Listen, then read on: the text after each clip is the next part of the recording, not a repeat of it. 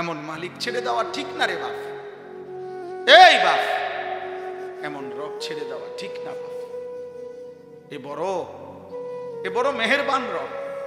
24 ঘন্টা যে রব লালন পালন করে, এমন রবকে কেমনে ভুললা বাপ? কেমনে ভুললা?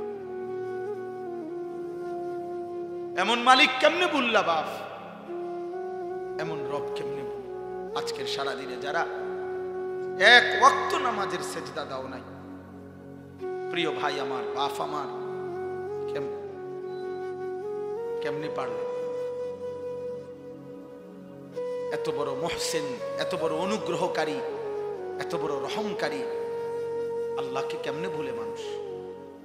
আলাম নাজালিল আরদা মিহাদা ওয়াল জিবালা আওতাদা ওয়া খালাকনাকুম আজওয়াজা ওয়া জাআলনা নাওমাকুম সুবাতা ওয়া জাআলনাল লাইলা লিবাসা।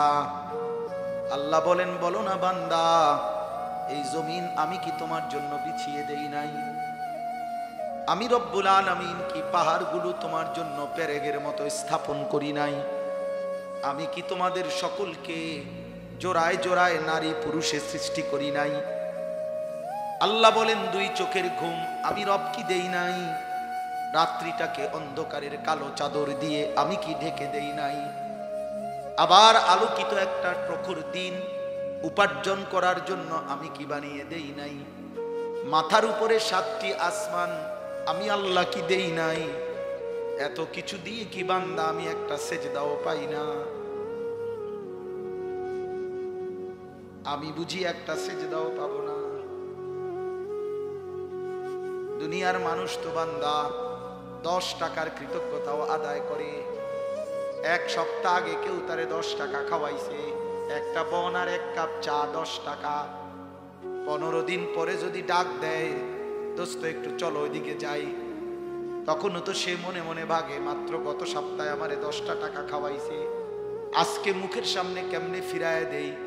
10টা টাকার ভদ্রতা তো আছে, কৃতজ্ঞতা তো আছে, এজন্য কিছুক্ষণের জন্য হইলেও তার সাথে যায়। 10 টাকার কৃতজ্ঞতা যদি এতটুকু হয়, এত বড় কায়নাত দিয়ে যেই রব আমারে লালন পালন করে, সেই রবের সেজদা কেমনে না দিয়ে থাকে রে বাপ? কে বললো তোমারে তুমি মুসলমান? সেজদা না দিলে তো সে মুসলমান হয় না। নবী সাল্লাল্লাহু আলাইহি সাল্লাম তো স্পষ্ট বলেছেন, বাইনার রাজুলি ওয়া বাইনাশ শিরকি ওয়াল কুফর তারকুস সালাহ। নবীজি বলছেন, কোন ব্যক্তি মুশরিক না কাফের, এটা চিহ্নিত করার, পার্থক্য করার মাধ্যম হলো নামাজ পড়া বা না পড়া, পড়লে মুমিন, না পড়লে বেঈমান।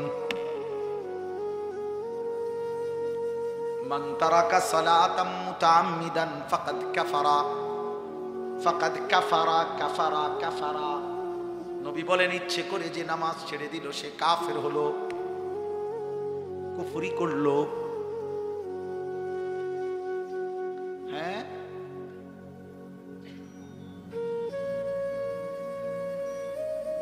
অতএব দয়া করে, মেহেরবানি করে অভিভাবকদেরকেও বলি, জিন্দেগির হিসাব মিলাইয়া যাবে, নিজের জীবনের সফলতা কিংবা ব্যর্থতা মিলাইয়া যায়। আল্লাহ আমাদেরকে তৌফিক দান করে। নওজোয়ান ভাই, প্রিয় ভাই, বাবা, আপনারা, আমরা মনে করেন এক ঘরের মানুষ, এখানে আমরা বাজার করি, আপনারাও বাজার করেন, একসাথে চলি ফিরি আমরা। এখানেও অনেক লোক আমি চিনি, চেহারা আমগরও অনেক আপনারা চিনেন। মিলেমিশে আমরা এক অঞ্চলের মানুষ। কিশোর ভাই, নওজোয়ান ভাই, দুনিয়া আল্লাহ তাআলা তো উপভোগের জন্য দিয়েছেন, ঠিক আছে, কিন্তু হালাল ভাবে দুনিয়ার সব চাহিদা পূরণ হয়। ক্ষুধা যিনি দিয়েছেন, খাবার তিনি ইন্তজাম করেন, তৃষ্ণা যিনি দিয়েছেন, পানি তিনি ব্যবস্থা করেন। অতএব লজ্জাস্থানের চাহিদাও যিনি দিয়েছেন, খোদার কসম, তিনি কোরআনে স্পষ্ট বলছেন, হালাল পবিত্র স্ত্রী আমি ইন্তজাম করে রেখেছি বান্দা, ওয়েট, অপেক্ষা কর। যে চাহিদা আমি দিয়েছি সে চাহিদা পূরণের হালাল ব্যবস্থা আমি রাখছি, আমি রেখেছি বান্দা। তুমি নিজে টাইনা আনলে পারতা না, ভালো হইতো না। 2-3 নম্বর হইব, হলে 6 নম্বর হইব।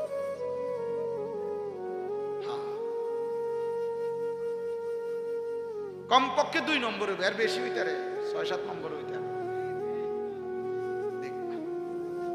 3 বছরের রিলেশন, 3 বছর 7 বছরের রিলেশন, 6 মাসের মাথায় দেখবেন ঘরটা জাহান্নামের টুকরা। চ্যালেঞ্জ করলাম, চ্যালেঞ্জ। একটা ঘটনা না, হাজার হাজার। ইসলামে অনুমোদিত নয়, কোরআন সুন্নাহ বহির্ভূত, বিবাহ বহির্ভূত নারী পুরুষ ছেলে মেয়ের হারাম সম্পর্কে রব্বে কাবার কসম সুখ আনে না, আনে না, আনে না। দৈন্তান নয় কান্না, সুখ আনে, সুখ আনে না। না, বিবাহ বহির্ভূত রিলেশন হয় না। শুদ্ধ মাইরেন না, ইংরেজি মাইরেন না। বিবাহ বহির্ভূত ছেলে মেয়ে, নারী পুরুষ যে কোনো সম্পর্ক, যৌন সম্পর্ক যেটাকে বলে, যৌনতার দাবিতে, যৌন চাহিদার ভিত্তিতে যতগুলো সম্পর্ক হয়, এই হারাম, এটা হারাম। এটা কখনোই আপনার রিলেশন না, এটা প্রেম না, এটা ভালোবাসা না, এটা জিনা, জিনা, জিনা, এটা ব্যভিচার, ব্যভিচার, ব্যভিচার, এটা ব্যভিচার। আল্লাহ বলছেন, নবী বলছেন ব্যভিচার।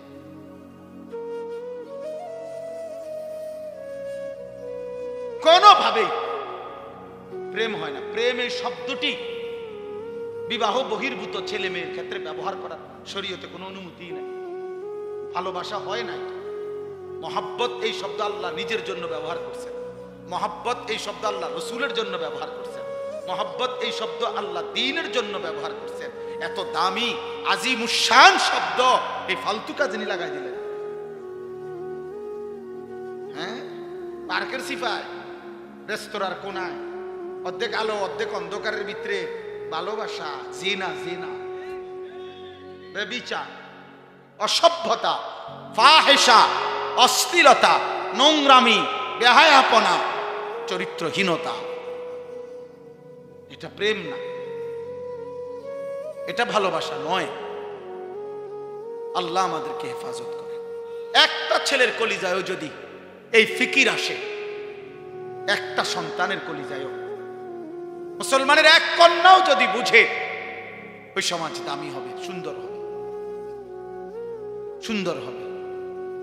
কোনোভাবেই আল্লাহকে ছেড়ে দিয়ে, কোরআনকে ছেড়ে দিয়ে ভিন্ন কিছু গ্রহণ করা, গান, বাদ্য, গায়িকা, নৃত্য, গানের আসর, বাদ্যযন্ত্রের ঝংকার, সুরের মূর্ছনা, নাটক, সিনেমা, কৌতুক, গল্প, কিস্সা, কাহিনী, ভিসিআর, হারাম যত আয়োজন, এগুলাকে কোরআনের ভাষায় বলে লাহওয়াল হাদিস, অনর্থক কথা, বেহুদা কথা।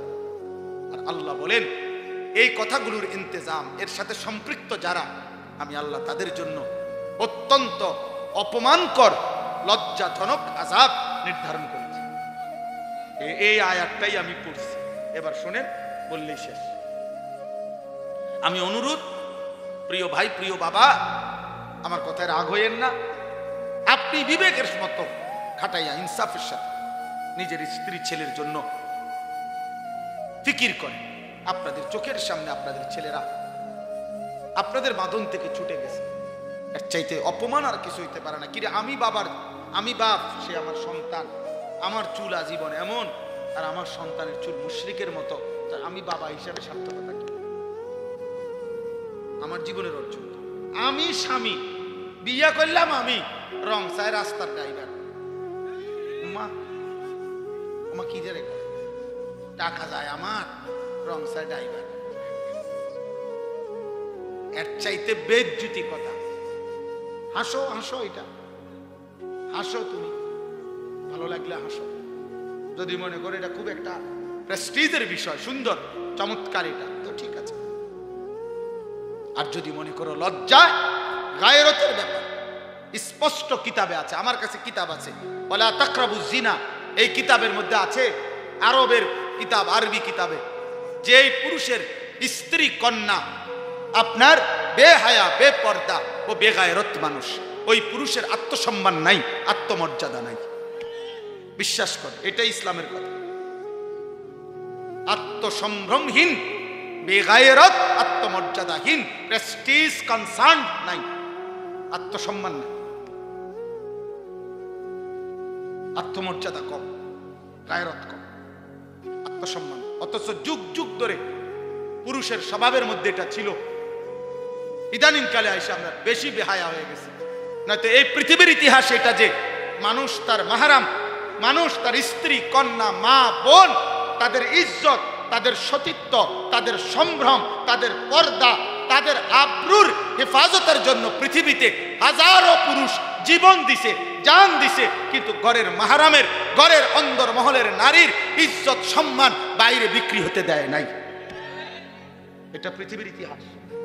আজকে আপনারা ঠান্ডা মাথায় আপনাদের চোখের সামনে আপনারা আপনাদের স্ত্রী কন্যাদেরকে বেপর্দা ছেড়ে দিয়ে নিশ্চিন্তে দোকানদারি করতেছেন, নিশ্চিন্তে ব্যবসা করতেছেন, নিশ্চিন্তে চাকরি করতেছেন, নিশ্চিন্তে ঘরে ঘুমাইতেছেন।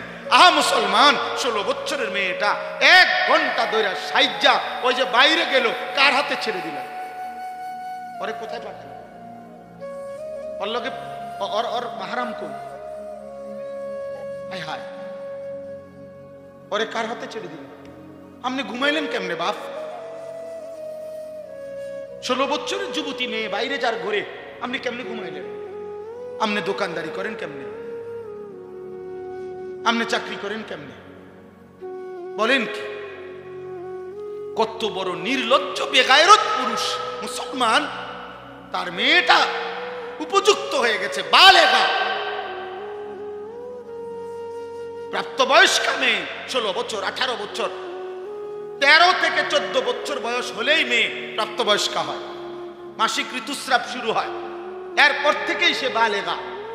এমন মেয়ে 15, 16, 14 বছর, 16 বছর এই মেয়ে স্কুলের গাড়িতে কইরা ছেলে মেয়ে একসাথে কইরা কক্সবাজার যায়। রাতের 9টায় গাড়ি ছাড়ে, সকাল 9টায় কক্সবাজার পৌঁছে। কার হাতে ছেড়ে দিলেন মেয়েকে? আপনি বলবেন আমার এটা সংকীর্ণতা না, ঠিক আছে, আপনার উদারতা নিয়ে আপনি সহ উঠেন বাসে।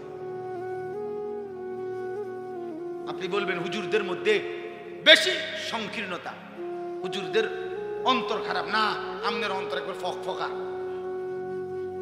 একেবারে বাইশে গেছে আলোতে, ফকফকা, আপনার অন্তরে টিউব লাইট।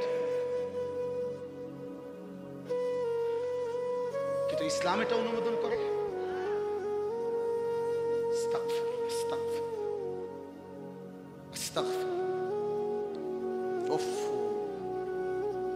ওই বাবা মরে যাওয়া উচিত। ওই স্বামীর আর থাকলো কি, যার স্ত্রী বেপর্দা? ওই বাবার আর থাকলো কি, যার কন্যা বেপর্দা? আপনারা জানেন একটা আশ্চর্য কথা শুনেন। আমরা তাফসিরে, আমি প্রয়োজনে আমার মাদ্রাসায় চলেন, আমি আরবি তাফসির দেখাইতে পারবো। তাফসিরে রুহুল মাআনি, পৃথিবী বিখ্যাত, সমস্ত আলেমদের কাছে গ্রহণযোগ্য একটা তাফসির হলো তাফসিরে রুহুল মাআনি। ওই তাফসিরের মধ্যে আমি নিজ চোখে পড়ছি, সর্বপ্রথম আরব দেশে কন্যা সন্তান জীবন্ত দাফন করা। কন্যা সন্তানকে জীবন্ত দাফন করতো না, শুনছেন নিয়ে কথা? এটা কেন শুরু করছে? কেন মানে প্রথম কন্যা সন্তানকে জীবন্ত দাফন করতো কেন, শুরু হইলো কিভাবে এই ঘটনাটা? ওই তাফসিরের মধ্যে লিখছে, এই আয়াতের তাফসির আছে কাশ্মীর, তো লিখছে যে রবিয়া আরবের একটি বিখ্যাত গোত্র ছিল রবিয়া। এই রবিয়া গোত্রের একজন সর্দারের একটা কন্যা, অপরূপ সুন্দরী মেয়ে ছিল, রূপসী সুন্দরী মেয়ে। ওই সর্দারের একমাত্র কন্যা ছিল ওই মেয়েটা। সর্দার তাকে ভীষণ ভালোবাসত, বেশি আদর করত ওই মেয়েটাকে। তো পার্শ্ববর্তী এক গোত্রের, আরেক গোত্রের একটা ছেলে, যুবক, এই মেয়েটার সাথে সম্পর্ক করে, হারাম সম্পর্ক করে তারে ভাগায় নিয়ে গেছে, নিয়ে ওই গোত্রে নিছে, নিয়ে এখন তাকে সে বিবাহ করছে। অথবা তখনকার রেওয়াজে বিবাহ যেটাই হয়েছে, জাহিলি যুগের নিয়মে বিবাহ শাদী করছে। কিন্তু এই মেয়ের ভালোবাসায় এই রবিয়া গোত্রের এই সর্দার তার মেয়েটাকে ওই গোত্র থেকে উদ্ধার করার জন্য দিনের পর দিন লাগাতার বছরব্যাপী যুদ্ধ করছে। ওই ওরে আনতুবিল্লাহ। কিন্তু ওই গোত্র খুব শক্তিশালী, আর আরব দেশে জাহিলি যুগে যুদ্ধ বিগ্রহ ছিল তাদের নিত্যদিনের বিষয়। তো এই গোত্রের রবিয়া গোত্রের সর্দার, তার গোত্রের বহু যুবক বহু পুরুষ নিহত হয়েছে, কিন্তু একবারও বিজয় আনতে পারে না, ওই মেয়েটাকে আনতে পারতেছিল না। কিন্তু উনি কোনোভাবে ছাড়তেছে না যে আমি আমার এই মেয়ে আনব, ও আমার বড় আদরের সন্তান। শেষ পর্যন্ত বহুদিন পরে দুই গোত্রের বয়স্করা প্রবীণ লোকেরা একটা পরামর্শ বৈঠকে বৈশা বলছে, না এর একটা সমাধান হওয়া দরকার। তখন রক্তারক্তি বন্ধ করে এই বয়স্ক প্রবীণ লোকেরা এরকম মেল মিটিং দরবারে মধ্যে বলছে যে ঠিক আছে, মেয়েটাকে ডাইকা আনো, মেয়েটাকে জিজ্ঞেস করো, মেয়েটা যদি যার কাছে থাকতে চায়, বাপের কাছে যদি ফিরতে চায় বাপের কাছে দেওয়া হবে, ছেলেটার কাছে যদি থাকতে চায় ছেলেটার কাছে দেওয়া হবে। এই কথাটা সিদ্ধান্ত তো সর্দারও মানছে, আচ্ছা ঠিক আছে তাহলে আমি মানি। ওই মনে করছে আমার কলজার টুকরা মেয়ে, আমার সারা আদরের মেয়ে, ও তো আমার কাছে আসবে। কিন্তু ঘটনা চক্রে দুর্ভাগ্য হইল, ওই ছেলেটা মেয়েটাকে যখন আইসা দরবারে ওই মিটিং মেলের জিজ্ঞাসা করছে যে তুমি এখন কার কাছে যেতে চাও, এই মেয়েটাই স্পষ্ট বলছে আমি ছেলেটার কাছে থাকতে চাই, আমি আমার বাবার কাছে যাব না। এই বাবা রবিয়া গোত্রের সর্দার লজ্জিত আর অপমানিত হয়ে মাথাটা নুয়াইয়া উনি বাড়িতে চলে আসছে। কারণ আর তো কিছু করার নাই, কারণ উনি তো মানছিল এই কথাটা, উনি তো মানছে এটা। আর মেয়েও তো পরিষ্কার মুখের সামনে বলল আমি আমার বাবার কাছে যাব না, আমি ছেলেটার কাছে থাকব। এই তখন এই লোক এই সর্বপ্রথম আরবে এই রবিয়া গোত্রের ধরে ধরে বসে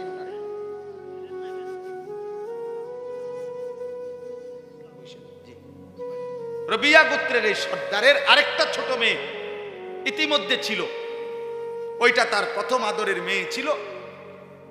তো এই লোক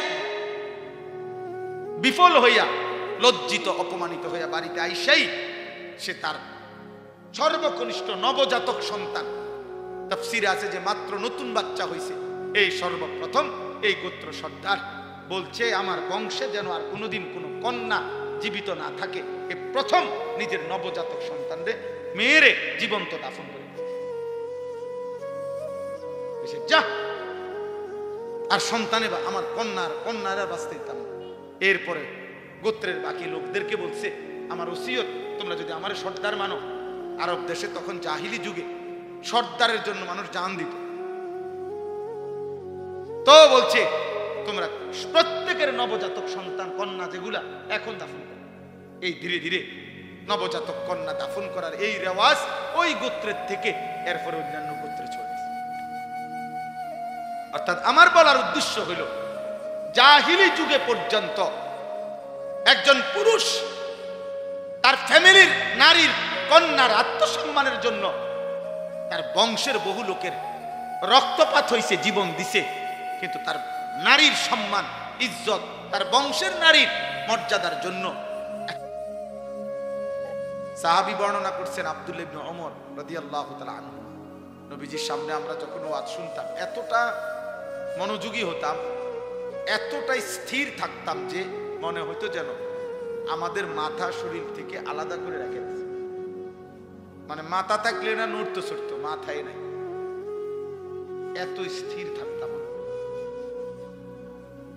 হযরত বারা ইবনে আযিব রাদিয়াল্লাহু তাআলা আনহু বর্ণনা করেন, নবীজির সামনে আমরা যখন বসে ওয়াজ শুনতাম, কাআন্না আলা রুউসিনা তাইর, মনে হতো যেন আমাদের মাথায় আয়সা পাখি বসছে। মানে আমরা তো নড়াচড়া করতাম না, যার ফলে স্থির বসে থাকার কারণে মনে হতো যেন আমাদের মাথায় কাঁধে পাখি বসছে। এই ছিল সাহাবায়ে কেরামের ওয়াজ শোনার সিস্টেম, পদ্ধতি, সুন্নাত, তরিকা। এই জন্য বাপ এটা জরুরি, প্রতিনিয়ত আলহামদুলিল্লাহ বয়ান হয়। বছরে 52 সপ্তাহ, এই 52টা জুমা হয় এক বছর। 52টা জুমায় জুমার ইমাম সাহেব কিছু না কিছু বয়ান করে, 40 মিনিট 45 মিনিট, গড়ে 40-45 মিনিট বয়ান করেই। তিনিও আল্লাহর কথাই শতভাগ বলেন, কোরআন সুন্নাহর কথাই বলেন। পরিচিত হোক বা না হোক, সবাই সবাই সারা পৃথিবী চিনতে হবে এটা জরুরি না। পরিচিতির ভিত্তিতে সফলতা না, আল্লাহ গ্রহণ করার ভিত্তিতে সফলতা। সুনাম সুখ্যাতি আর জনপ্রিয়তা দিয়া আখিরাতের বিবেচনায় 2 পয়সারও কোনো মূল্য নেই। কারো কোনো জনপ্রিয়তা দিয়ে আখিরাতে কোনো ভ্যালু নেই, আখিরাতে কোনো মূল্যায়ন নেই। এগুলো দুনিয়াবি বিষয়। দুনিয়া যাদের ক্ষমতা দরকার, কর্তৃত্ব না দরকার, পদবি দরকার, ওনাদের জন্য হলো সুনাম সুখ্যাতি শোহরত জনপ্রিয়তা ওনাদের দরকার। আখিরাতের এমন হাজারো আউলিয়া, লক্ষ আউলিয়া সাহাবা এই পৃথিবীতে বিদায় নিছেন, যাদের নাম পৃথিবীর কেউ জানে না, কেউ জানে না। পুরা পৃথিবীর ইসলামী ইতিহাসের সমস্ত কিতাব একত্র করলেও 2-4-5 হাজার সাহাবীর নাম একসাথ করা যাবে না। অথচ বিদায় হজ্জে আরাফাতের ময়দানে নবীজির সামনে ছিল 1.25 লক্ষ সাহাবী। তো সেই সাহাবীদের নাম কোরআনুল কারীমের মধ্যে 25 জন মাত্র নবী এবং রাসূলের নাম। অথচ একাধিক বর্ণনার মধ্যে একটি বর্ণনা এটা যে 1,24,000 নবী বা রাসূল ছিলেন।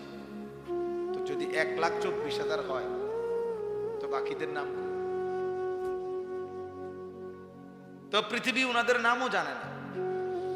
এজন্য আখিরাতের জন্য সুখ্যাতি পরিচিত হওয়া জরুরি না। এমন হাজারো আউলিয়া, হাজারো আল্লাহর প্রিয় বান্দা পৃথিবীর আড়ালে, লোকচক্ষুর অন্তরালে কোন নাম যশ ছাড়াই পৃথিবী থেকে বিদায় নিছেন। হাসরের ময়দানে দেখবেন বাদশাহ। আপনি মনে করছেন এবারে রিস্কার ড্রাইভার, আপনি মনে করছেন এবারে আঙ্গাল কাঙ্গাল, কিন্তু হাসরের ময়দানে দেখবেন সেই বাদশাহ। আর দুনিয়ার বহু ক্ষমতা ধরকে দেখবেন ফকির, চিৎকার করছে আর বলতেছে মা আগনা আন্নি মালিয়া হালাকা আন্নি সুলতানিয়া। আল্লাহ কোরআনে বলছে নাফরমান চিৎকার করবে আর বলবে হায় আমার মাল তো আমার কোনো উপকারে আসলো না। হালাকা আন্নি সুলতানিয়া, আমার বাদশাহী কর্তৃত্ব ক্ষমতা আমাকে তো শেষ করে দিল, ধ্বংস করে দিল। আজ আমার আমল নামা বাম হাতে দিল, আহা আমি এখন কি করব? এই জন্য দোস্ত, বাবা, ভাই, বন্ধু, সবার এটা বোঝা উচিত। ওয়াজ মাহফিলের মূল মাকসাদ আখিরাতের ফিকির, আত-তারগীব ওয়াত তারহিব। অনেক সময় আপনারা ওয়াজের মধ্যে প্রত্যাশা করেন যে সবকিছু বলতে হবে, না, সবকিছু বলা জরুরি। প্রত্যেক বিষয়ের জন্য আলাদা মঞ্চ হওয়া এটা অযৌক্তিক না, বরং এটাই যৌক্তিক। ক্লাস 5-এ এসএসসির বই পড়ানো হয় না, ক্লাস 8-এ ইন্টারমিডিয়েটের বই পড়ানো হয় না, এটার জন্য আলাদা ক্লাস। অতএব চিকিৎসা বিজ্ঞানের বইতে অর্থনীতি পড়ানো হয় না, অর্থনীতির বইতে চিকিৎসা বিজ্ঞান পড়ানো হয়, এটা আলাদা ক্লাস। অতএব ওয়াজ মাহফিলের একটা মূল মাকসাদ হলো আত-তারগীব ওয়াত তারহিব। অর্থ হইল জান্নাতের প্রেরণা, জাহান্নামের ভয়। আল্লাহর বান্দার কলিজার ভিতরে জান্নাতের আগ্রহ তৈরি করে দাও, জাহান্নামের ভয় তৈরি করে দাও। যদি এটা তৈরি হয়, এবার বাকি পদক্ষেপ তিনি নেবেন। জান্নাত কোন এটা ফু না, যার ফুক না, মন্ত্র তাবিজ না। আমরা 230 টাকা দিয়ে একটা তাবিজ বেচে দিলাম, বা 1002 টাকা দিয়া একটা তাবিজ দিলাম, ফু দিয়া দিলাম, আপনি জান্নাতে যাইবেন না? না, আমাদের এত বাটফারি সিটারি, সেগুলোর কি হবে? আপনি প্রত্যেক কথা বলেন মিশা কথা, আমি আপনাদের ফু দিলে খেলাম। আপনি 1 কেজি মালও দেন 2 নম্বরই, তাহলে আপনারা আমি ফু দিলে লাভ কি? অতএব প্রিয় বাবা ভাই, এটা বুঝা উচিত। ওয়াজ মাহফিলের মূল একটা উদ্দেশ্য আখিরাতের প্রেরণা তৈরি। আপনারা যে অনেক সময় বলেন হুজুররা ইশারা আর কোনো কথা জানে না, অবশ্যই জানে, অবশ্যই জানে। আপনি যখন যে বিষয় প্রয়োজন ওর জন্য আলাদা শিরোনাম তৈরি করেন, আলাদা ব্যবস্থাপনা তৈরি করেন, আলাদা ইন্তজাম করেন। তো দেখেন আপনি পদার্থ বোঝানোর জন্য, অর্থনীতি বুঝাবার জন্য, দুনিয়ার সকল বিষয় বুঝাবার জন্য উপযুক্ত আলেম আছে কিনা আমি চ্যালেঞ্জ করলাম, আমি দেব, আমি ইনশাআল্লাহ, আমি আনিসুর রহমান দেব। আমাদের কোন বিষয়ে হুজুর দরকার, কি বুঝতে চান আপনি, এই বাংলাদেশ থেকে দেব। এবং অসংখ্য নীরবে নিভৃত আমাদের লোকচক্ষুর পর্দার আড়ালে অনেক আলেম আছে, পৃথিবী হয়তো জানে। বক্তা তো 2-4 জনের, সব মিলাইয়া বক্তা হইতো না 100 জন। সারা বাংলাদেশে আলেম 100 জন, কথা বলে 100 জন আলেম। তো বাকিরা সিরিয়াস, আবার ওরা গাছ কাটে বাকি। আমাদের দেশে মানুষ মনে করে ওই যিনি বক্তা উনি সব।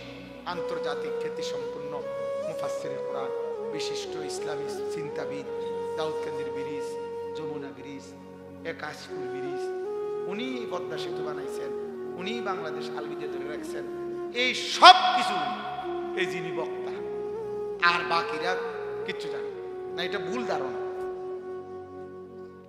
এটা ভুল ধারণা। এই জন্য দোস্ত বাপ, ইসলাম কোরআন সবকিছুর সমাধান, দুনিয়ারও আখেরাতের। কিন্তু এক বসায়, এক মঞ্চে, এক শিরোনামে সব বলে ফেলতে হবে। আজকের ওয়াজ ও দোয়ার মাহফিলে পুরা 23 বছরের ইসলাম আপনাকে বলে যাইতে হবে, এটা জরুরি না। তাহলে নবীজি সাল্লাল্লাহু আলাইহি সাল্লাম 23 বছর লাগাইলেন কেন? কোরআন 23 বছর নাজিল হইল কেন বলেন? 23 বছর কি মামুলি কথা? আমি আপনাদের কাছে অনুরোধ করছি, এটা বুঝতে শিখেন, নিজের জন্য কিছু গ্রহণ করুন। প্রতিনিয়ত আপনাদের মসজিদে জুমার বয়ান, আলহামদুলিল্লাহ, যদি কোনো মুসলমান দিল দিয়া আন্তরিকতা নিয়ে এই জুমার বয়ানগুলো শুনতো, তার জীবন সুন্দর হতো। কিন্তু সামান্য কয়টা টাকার কারণে উনি মাতবুরি দেখায়, উনি মনে করে ইমাম সাহেব জানে কিতাব। আপনি জানেন কিতাব মিয়া, এটা বলেন। আপনি কি জানেন সেটা বলেন। একটা বিল্ডিং করছেন, এটা জানেন আমি, এটা বিল্ডিং করেন তেমন কিচ্ছু নেই, তো রাজমিস্ত্রি করতে পারে। এটা তো আঙ্গাল কাঙ্গালও করছে নিয়ে, একেবারে মূর্খ বকলক, নামও দস্তখত করতে জানে না, টিপসই দেয়। এই আপনার চাইতে বড় বিল্ডিং করছে, আপনার চাইতে বড় বিল্ডিং এর মালিক, আপনার গাড়ির চাইতে 3 ডবল। ওরকম বহু মূর্খ আছে যে গাড়ি চালায় আপনার 14 গোষ্ঠী গাড়ি দেখছে ওরা। এই মূর্খ আপনি চোখেও বা আপনি আরো ওর সমান গাড়ি কিনতে, 1.5 কোটি টাকা দামের গাড়ি কিনতে আপনি আরো 200 বছর চাকরি করেন লাগবে। আপনি যদি বলেন তাইলে এগুলাতে সম্মান না, তো সম্মান কিসে? শিক্ষা। শিক্ষাটা কি? যে শিক্ষা মালিক চেনে না, হালাল হারাম চেনে না, পাক নাফাক চেনে না, পবিত্রতা চেনে না, তো এটা শিক্ষা কি? তাহলে এটারও তো কোনো লাভ হলো না। আর দুনিয়াও তো আপনি মূর্খের সমানও পাইলেন না, তাহলে তো এটা পুরো ধরা না, আপনি তো একেবারে ধরা না খেলেন। আপনি যদি বলেন আমি আল্লাহ ছেড়ে দিছি, কোরআন ছেড়ে দিছি, সুন্নাহ ছেড়ে দিছি, অন্য কিছু শিখছি দুনিয়া অর্জনের জন্য, তো দুনিয়া তো মূর্খ আপনার থেকে বেশি পাইছে। আমাদের লাকসাম এলাকার একজন লোক আছে, ঢাকা শহরে একটা এলাকা আছে, আমি নাম বলবো না ইচ্ছা করে। ওনার কোম্পানি যেখানে, ওই কোম্পানি, ওনার কোম্পানির নামে ওই এলাকার নাম বাস স্টেশন, ওই গাড়ি থামে ওনার কোম্পানির নাম কইলে ওই জায়গাটার স্টেশন ধরে। আমগা এলাকার মানুষ ঢাকা শহরে একটা পূর্ণাঙ্গ মডেল টাউনের মালিক, হাজার হাজার কোটি কোটি টাকার মালিক, হাজার হাজার কোটি কোটি টাকা, একদম মূর্খ বকল, আঙ্গুল দিয়ে দৈরে টিপসই দেয়, মানে উনি নিজে টিপসই দিতে পারেন, আরেকজনের দৈরে দিলে স্যার এনে এনে দাতা সে কোত্থেকে আনলো এই টাকা? আমাদের অঞ্চল আমাদের এলাকায় কয় ওই পাকিস্তান আমলে যে সময় মুক্তিযুদ্ধের সময় তারা বাইকে গেছে না পাকিস্তানের সঙ্গে, কয় তারা এই টাকার ট্রাক পাইছে বলে এরা বলে পাইছে। বিশ্বাস করে, মানে আমাদের এলাকার আমি এটা প্রসিদ্ধ কথা আর কি, যে তারা বলে পাকিস্তানিরা বলে টাকে টাকে টাকা থুইয়া গেছে তার কাছে। মানে এত টাকা, মানুষ অবাক যে কিরে মূর্খ মানুষ এত টাকা পাইল করতে। মালিকের ইচ্ছা। এটা কার ইচ্ছা বলেন? দয়া করে। অতএব আখিরাত, পরকাল বিশ্বাস করেন এক মুমিনের জীবনের সবচেয়ে বড় সম্পদ। এক মুমিন যদি আখিরাতের বাঁধন থেকে ছুটে যায়, তার ঈমানের কিছুই আর থাকে না, ঈমানের কিছুই আর থাকে। আল্লাহ তাআলা ঈমানের প্রথম পরিচয় দিয়েছে আল্লাযীনা ইউমিনুনা বিল গায়ব, যেখান থেকে মালিক তার কোরআনের সূরা বাকারায় কথাই শুরু করছেন। গায়বের প্রতি ঈমান, সেই প্রথম মুত্তাকি। আর গায়েব মানে আমার চোখে অদেখা, অথচ আল্লাহ রসুলের কথা, কবর, কবরের আযাব, কবরের শান্তি, মুনকার নাকিরের প্রশ্ন, মৃত্যুর সময়কার হালাত, মালাকুল মউতের জান কবজ করা, জাহান্নাম, আখিরাত, হাসর, মিজান, ফুলসিরাত, এই সব কিছু ইউমিনুনা বিল গায়ব। আল্লাহ তাআলা বলেন এটা যার মধ্যে আছে সেই মুত্তাকি, সেই মুমিন। তাহলে ঈমানের প্রথম সম্পদ, ঈমানের প্রথম নিয়ামত আমার রব যা বলেছেন, যদি আমি নাও দেখি, নাও শুনি, নাও বুঝি, আমার কল্পনায়ও যদি না আসে, তারপরেও বিনা শব্দে, বিনা বাক্যে শতভাগ মেনে নেওয়া আখিরাত। তবে আখিরাত ভুলে গেলে মুমিন থাকে, আখিরাত ভুলে গেলে মুমিন থাকে না, আখিরাত বুঝে না ধরলে মুমিন থাকে, আখিরাত ভুলে গেলে ঈমান থাকে। আল্লাহ আমাদেরকে আখিরাতের ফিকির দান করে, কবরের ফিকির দান করে। দোস্ত আমার, বাপ আমার, কোরআনুল কারীমের মধ্যে আল্লাহ তাআলা বলছে ওয়াজাআত সাকরাতুল মাউত বিল হক যালিকা মা কুনতা মিনহু তাহিদ। আমার বান্দা শোনো, সত্য সত্যই একদিন মৃত্যুর যন্ত্রণা আসবে, যে মৃত্যু থেকে তুমি বারবার পলায়ন করেছে। প্রতিবারই সর্দি কাশি হয়েছে, রোগ ব্যাধি হয়েছে, হালকা পাতলা অ্যাক্সিডেন্ট হয়েছে, দৌড় দিয়া ডাক্তারের কাছে চলে গেছো, ওষুধ দিছে, চিকিৎসা দিছে, ব্যান্ডেজ করে দিছে, ভালো হয়ে গেছো। তুমি মনে করছো এইভাবে তুমি যেহেতু মরতেছো না, আর কোনোদিন মরবা না। না বান্দা, রোগে না বারবার আসে, মাথা ব্যথা বারবার হয়, মৃত্যু বারবার হয়। মৃত্যু একবারই হয়, আর সেটা একবার দিলে আর কোনোদিন কাউকে আমি দ্বিতীয়বার ফেরত দিই। তুমি মাথা ব্যথা আর পেট ব্যথার লোকে মৃত্যুর মিলাই রাখেন, তুমি হালকা পাতলা অ্যাক্সিডেন্টকে মৃত্যুর সাথে মিলাই রাখেন। ওয়াজাআত সাকরাতুল মাউত বিল হক। আল্লাহ তাআলা বলেন মৃত্যুর যন্ত্রণা আসবেই আসবে। বাবা, মালাকুল মউত আজরাইল জান কবজ করার আগে মানুষের মৃত্যু যন্ত্রণা শুরু হয়। প্রথম সাকরাতুল মাউত বলে এটাকে। এই মৃত্যু যন্ত্রণা পৃথিবীর সর্বশ্রেষ্ঠ ঈমানদারেরও হয়, সর্বনিকৃষ্ট কাফেরেরও। আমাদের প্রিয় নবী সাল্লাল্লাহু আলাইহি ওয়াসাল্লাম থেকে শুরু করে সমস্ত আম্বিয়াদেরও, আউলিয়াদেরও, সাহাবাদেরও মৃত্যুর যন্ত্রণা ছিল, সমস্ত বেঈমান কাফেরদেরও মৃত্যু যন্ত্রণা ছিল।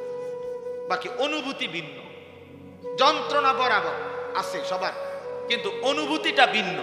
ঈমানদার যখন মৃত্যু যন্ত্রণা শুরু হয়, তার দিল খুশি হয়ে যায়, সে ভাবে আমার রবের মুলাকাত, আমার বন্ধুর মুলাকাতের সময় হয়ে গেছে। বেঈমান নাফরমান পাপী মৃত্যু যন্ত্রণার মুহূর্তে পাগল হয়ে যায়, অস্থির হয়ে যায়।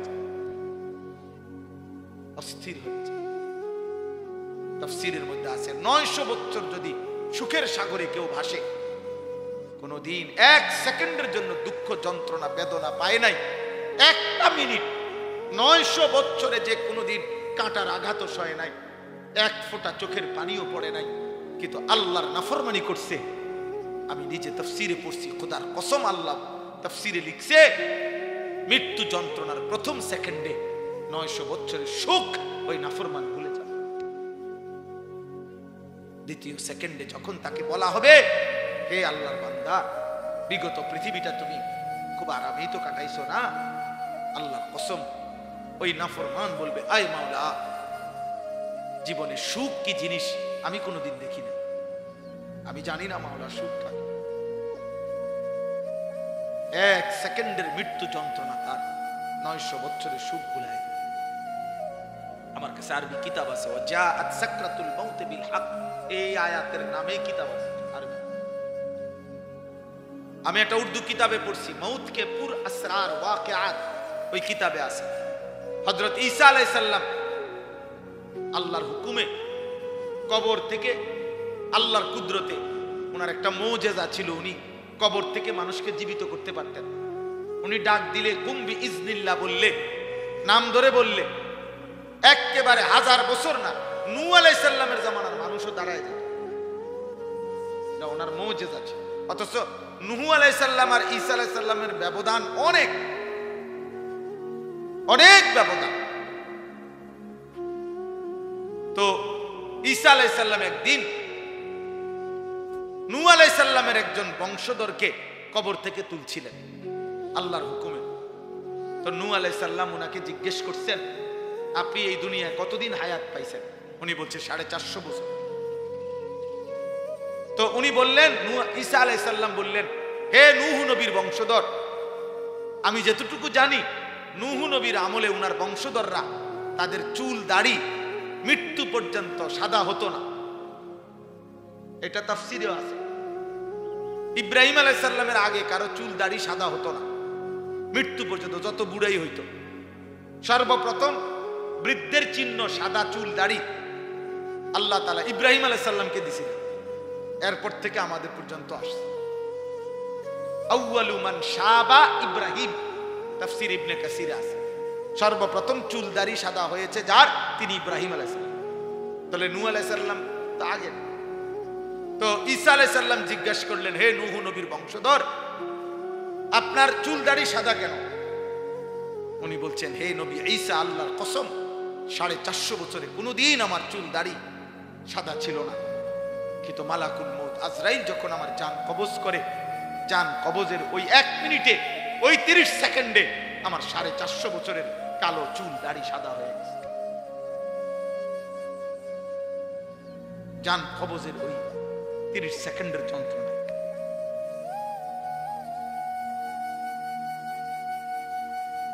এই জন্য দোস্ত, নওজোয়ান, প্রিয় ভাই, বাবা, হারামের উপরে যারা বেড়ে উঠছেন, গুনাহের উপরে যারা বড় হচ্ছেন, রাত পার করেন, দিন পার করেন, আমি কিংবা আপনি খুব চালাক মনে করেন,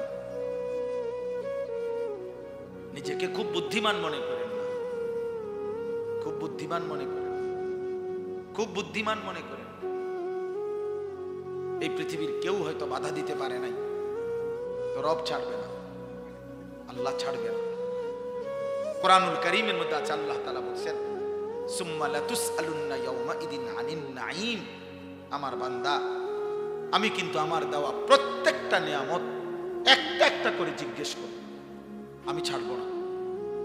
আমার প্রতিটা নিঃশ্বাসের হুকুম হিসাব দিতে হবে, আমার প্রতিটা চোখের পলকের হিসাব দিতে হবে, আমি আল্লাহর দেওয়া প্রতি সেকেন্ডের হিসাব বান্দা তুমি আমাকে দিতে হবে। তাফসীরের মধ্যে আছে, হযরত ওমর রাদিয়াল্লাহু তাআলা আনহু একদিন 3 দিন ক্ষুধার্ত থাকার পরে নবীজির সামনে 2টা খেজুর আর একটু পানি পান করছেন, 3 দিনের ক্ষুধার্ত থাকার পর।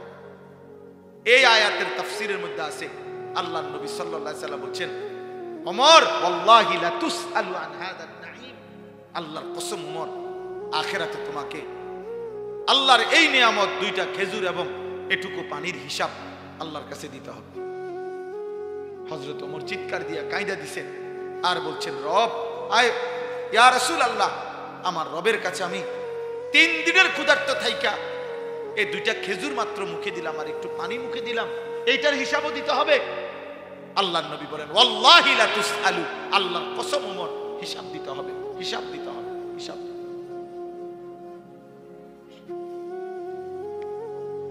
প্রিয় ভাই, বাপ, বন্ধু, নওজোয়ান সাথী, আমাদের প্রত্যেকের হায়াত আমাদের বিরুদ্ধে সাক্ষী।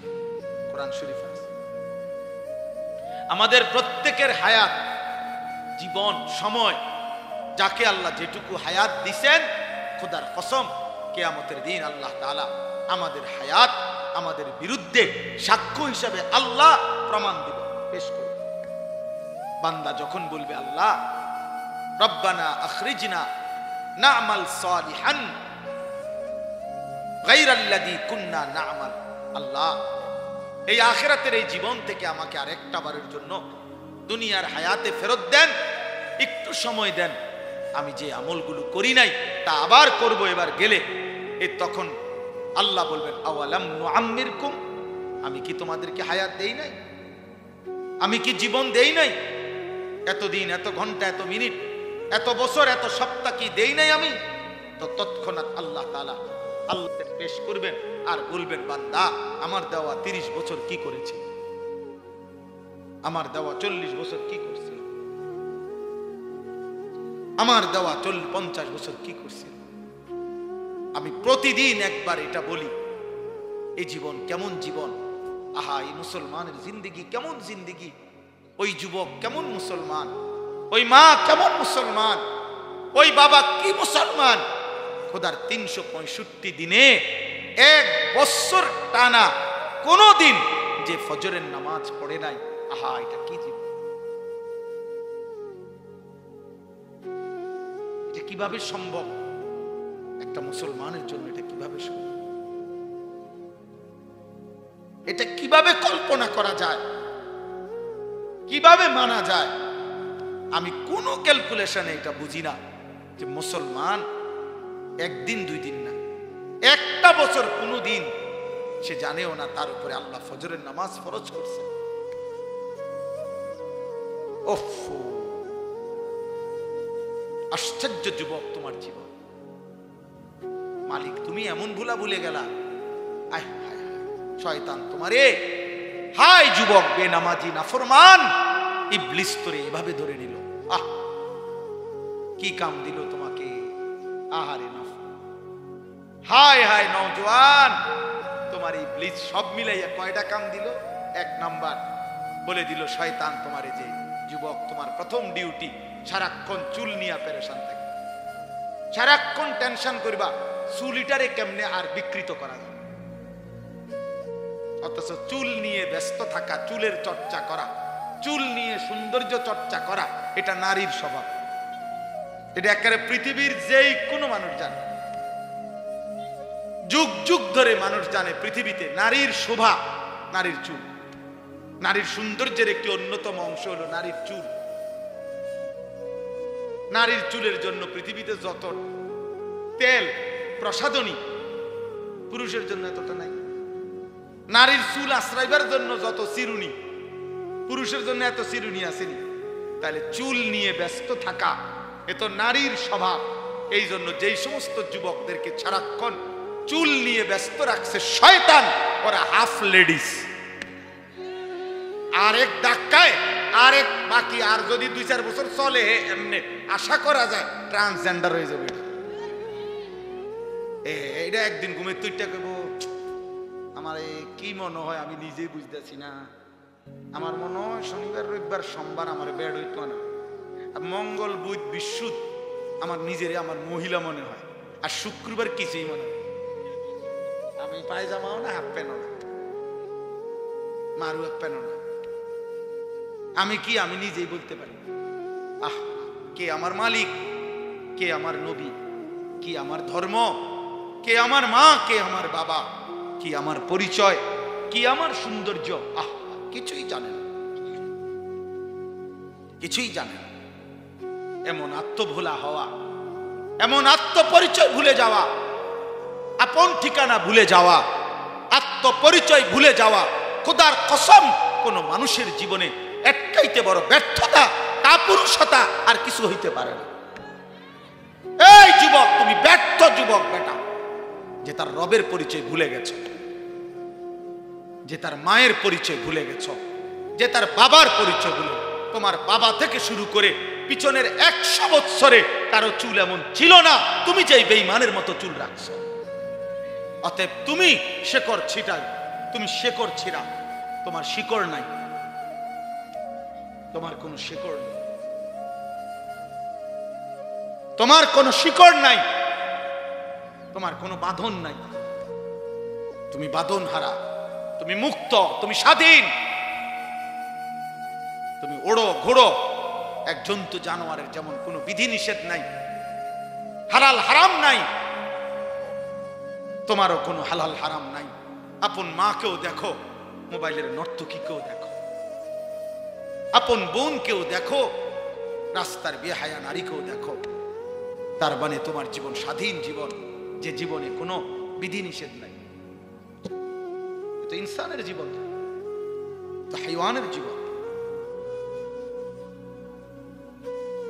গরুর কোনো বিধি নিষেধ নাই, ছাগলের জন্য বিধান নাই, কুকুরের কোনো বিধান নাই, শূকরের কোনো বিধান নাই, বিড়ালের কোনো বিধান নাই, গরু ছাগলের কোনো পাক না ফাক নাই, হালাল হারাম নাই, জায়েজ না জায়েজ নাই, কিচ্ছু নাই। কত হাইওয়ান, কত জানোয়ার। বিধান তো ইনসানের জন্য। বিধান কার জন্য? ইনসানের জন্য। প্রিয় ভাই, দিশার কলম পড়ালেখা আমরাও করছি, বাংলা, অঙ্ক, ইংরেজি, পদার্থ, জীববিজ্ঞান পড়ছি আমরা। অতএব বুঝ করেই বলছি, আমরাও সায়েন্সের ছাত্র, বিজ্ঞান বিভাগের ছাত্র। জি জি, অতএব বুঝছেই করো, হিসাব করো। নওজোয়ান ভাই, বয়স্ক বাবা, আপনার ছেলেকে মানুষ বানাইছেন কিভাবে আপনি প্রমাণ করে বুঝায় দেন। এক ওয়াক্ত নামাজ পড়ে না, পাক নাফাকের ধার ধারে না, এক বেলা পেশাব করে সে পানি নেয় না, টয়লেট পেপার ব্যবহার করে না, রাস্তার প্রতিটা নারীর দিকে তাকায়া থাকে, সারা রাত মোবাইলে উলঙ্গ ছবি দেখে, দুষ্ট চরিত্রহীন বন্ধুদের সাথে আড্ডা দেয়। এই ছেলে আপনার ইনসান হইছে কিভাবে, মানুষ হইছে কিভাবে সেটা বলেন। ইকোনমিক্যাল অ্যানিমেল হইতে পারে, বাট ইনসান হয় নাই। মানে অর্থনৈতিক প্রাণী হইছে, টাকা উপার্জনকারী একটি প্রাণী হয়েছে, কিন্তু মানুষ হয় নাই, মানুষ হয় নাই, মানুষ হয় না। সেজদা না দিলে মানুষ হয় না, গোলামি না করলে মানুষ হয় না, রব না চিনলে মানুষ হয় না, মদিনার বন্ধুকে না চিনলে মানুষ হয় না, কোরআন না পড়লে মানুষ হয় না, গোলামির সেজদা না দিলে মানুষ হয় না। ইকোনমিক্যাল অ্যানিমেল মানে অর্থনৈতিক প্রাণী হয়, টাকা উপার্জনকারী একটি প্রাণী হয়, ইনসান হয় না, ইনসান হয় না। অসভ্য ইনসান নয়, চরিত্রহীন ইনসান নয়, লম্পট ইনসান নয়, বেবিচারী ইনসান নয়, নেশাখোর ইনসান নয়। ও তো নেশাখোর, ওরে তো মানুষ মানুষ বলে না, ওরে নেশাখোর কয়। ওরে মানুষ মানুষ কয় না, ওরে সুদখোর কয়। ওরে মানুষ মদখোর কয়, গাঁজাখোর, ফুট্টাখোর, বাবাখোর, ইয়াবাখোর, হারামখোর কয়। এই নামে ভিজিটিং কার্ড করো যে লোকে আমাকে এই নামে চিনে, আমাকে আপনি এভাবে বলি, তা নাই তো কি বলে? ইনসান গোলামিকে বলে, রবের গোলামি যে করে, মুনিবের গোলামি যে করে, এমন মালিক ছেড়ে দেওয়া ঠিক না রে বাপ। এই বাপ, এমন রব ছেড়ে দেওয়া ঠিক না বাপ। এ বড় মেহেরবান রব, 24 ঘন্টা যে রব লালন পালন করে, এমন রবকে কেমনে ভুললা বাপ, কেমনে ভুললা? এমন মালিক কেমনে ভুললা বাপ, এমন রব কেমনে ভুল? আজকের সারাদিনে যারা এক ওয়াক্ত নামাজের সেজদা দাও নাই, প্রিয় ভাই আমার, বাপ আমার, কেমনে পারলে? এত বড় মুহসিন, এত বড় অনুগ্রহকারী, এত বড় রহমকারী আল্লাহকে কেমনে ভুলে মানুষ? আলাম নাজালিল আরদা মিহাদা ওয়াল জিবালা আওতাদা ওয়া খালাকনাকুম আজওয়াজা ওয়া জাআলনা নাওমাকুম সুবাতা ওয়া জাআলনাল লাইলা লিবাসা। আল্লাহ বলেন, বলো না বান্দা, এই জমিন আমি কি তোমার জন্য বিছিয়ে দেই নাই? আমি রব্বুল আলামিন কি পাহাড়গুলো তোমার জন্য পেরেগের মতো স্থাপন করি নাই? আমি কি তোমাদের সকলকে জোড়ায় জোড়ায় নারী পুরুষে সৃষ্টি করি নাই? আল্লাহ বলেন, দুই চোখের ঘুম আমি রব কি দেই নাই? রাত্রিটাকে অন্ধকারের কালো চাদর দিয়ে আমি কি ঢেকে দেই নাই? আবার আলোকিত একটা প্রখর দিন উপার্জন করার জন্য আমি কি বানিয়ে দেই নাই? মাথার উপরে 7টি আসমান আমি আল্লাহ কি দেই নাই? এত কিছু দিয়ে কি বান্দা আমি একটা সেজদাও পাই না? আমি বুঝি একটা সেজদাও পাবো না? দুনিয়ার মানুষ তো বান্দা 10 টাকার কৃতজ্ঞতাও আদায় করে। এক সপ্তাহ আগে কেউ তারে 10 টাকা খাওয়াইছে, একটা বন আর 1 কাপ চা 10 টাকা। 15 দিন পরে যদি ডাক দেয়, দোস্ত একটু চলো ওইদিকে যাই, তখনও তো সে মনে মনে ভাগে, মাত্র গত সপ্তাহে আমারে 10টা টাকা খাওয়াইছে, আজকে মুখের সামনে কেমনে ফিরায় দেই? 10টা টাকার ভদ্রতা তো আছে, কৃতজ্ঞতা তো আছে, এজন্য কিছুক্ষণের জন্য হইলেও তার সাথে যায়। 10 টাকার কৃতজ্ঞতা যদি এতটুকু হয়, এত বড় কায়নাত দিয়ে যেই রব আমারে লালন পালন করে, সেই রবের সেজদা কেমনে না দিয়ে থাকে রে বাপ? কে বলল তোমারে তুমি মুসলমান? সেজদা না দিলে তো সে মুসলমান হয় না। নবী সাল্লাল্লাহু আলাইহি সাল্লাম তো স্পষ্ট বলেছেন, বাইনার রাজুলি ওয়া বাইনাশ শিরকি ওয়াল কুফর তারকুস সালাহ। নবীজি বলছেন, কোন ব্যক্তি মুশরিক না কাফের, এটা চিহ্নিত করার, পার্থক্য করার মাধ্যম হলো নামাজ পড়া বা না পড়া, পড়লে মুমিন, না পড়লে বেঈমান। মান তারাকা সালাতাম মুতাআম্মিদান ফাকাদ কাফারা, ফাকাদ কাফারা, কাফারা, কাফারা। নবী বলেন, ইচ্ছে করে যে নামাজ ছেড়ে দিল সে কাফের হলো, কুফরি করলো। হ্যাঁ,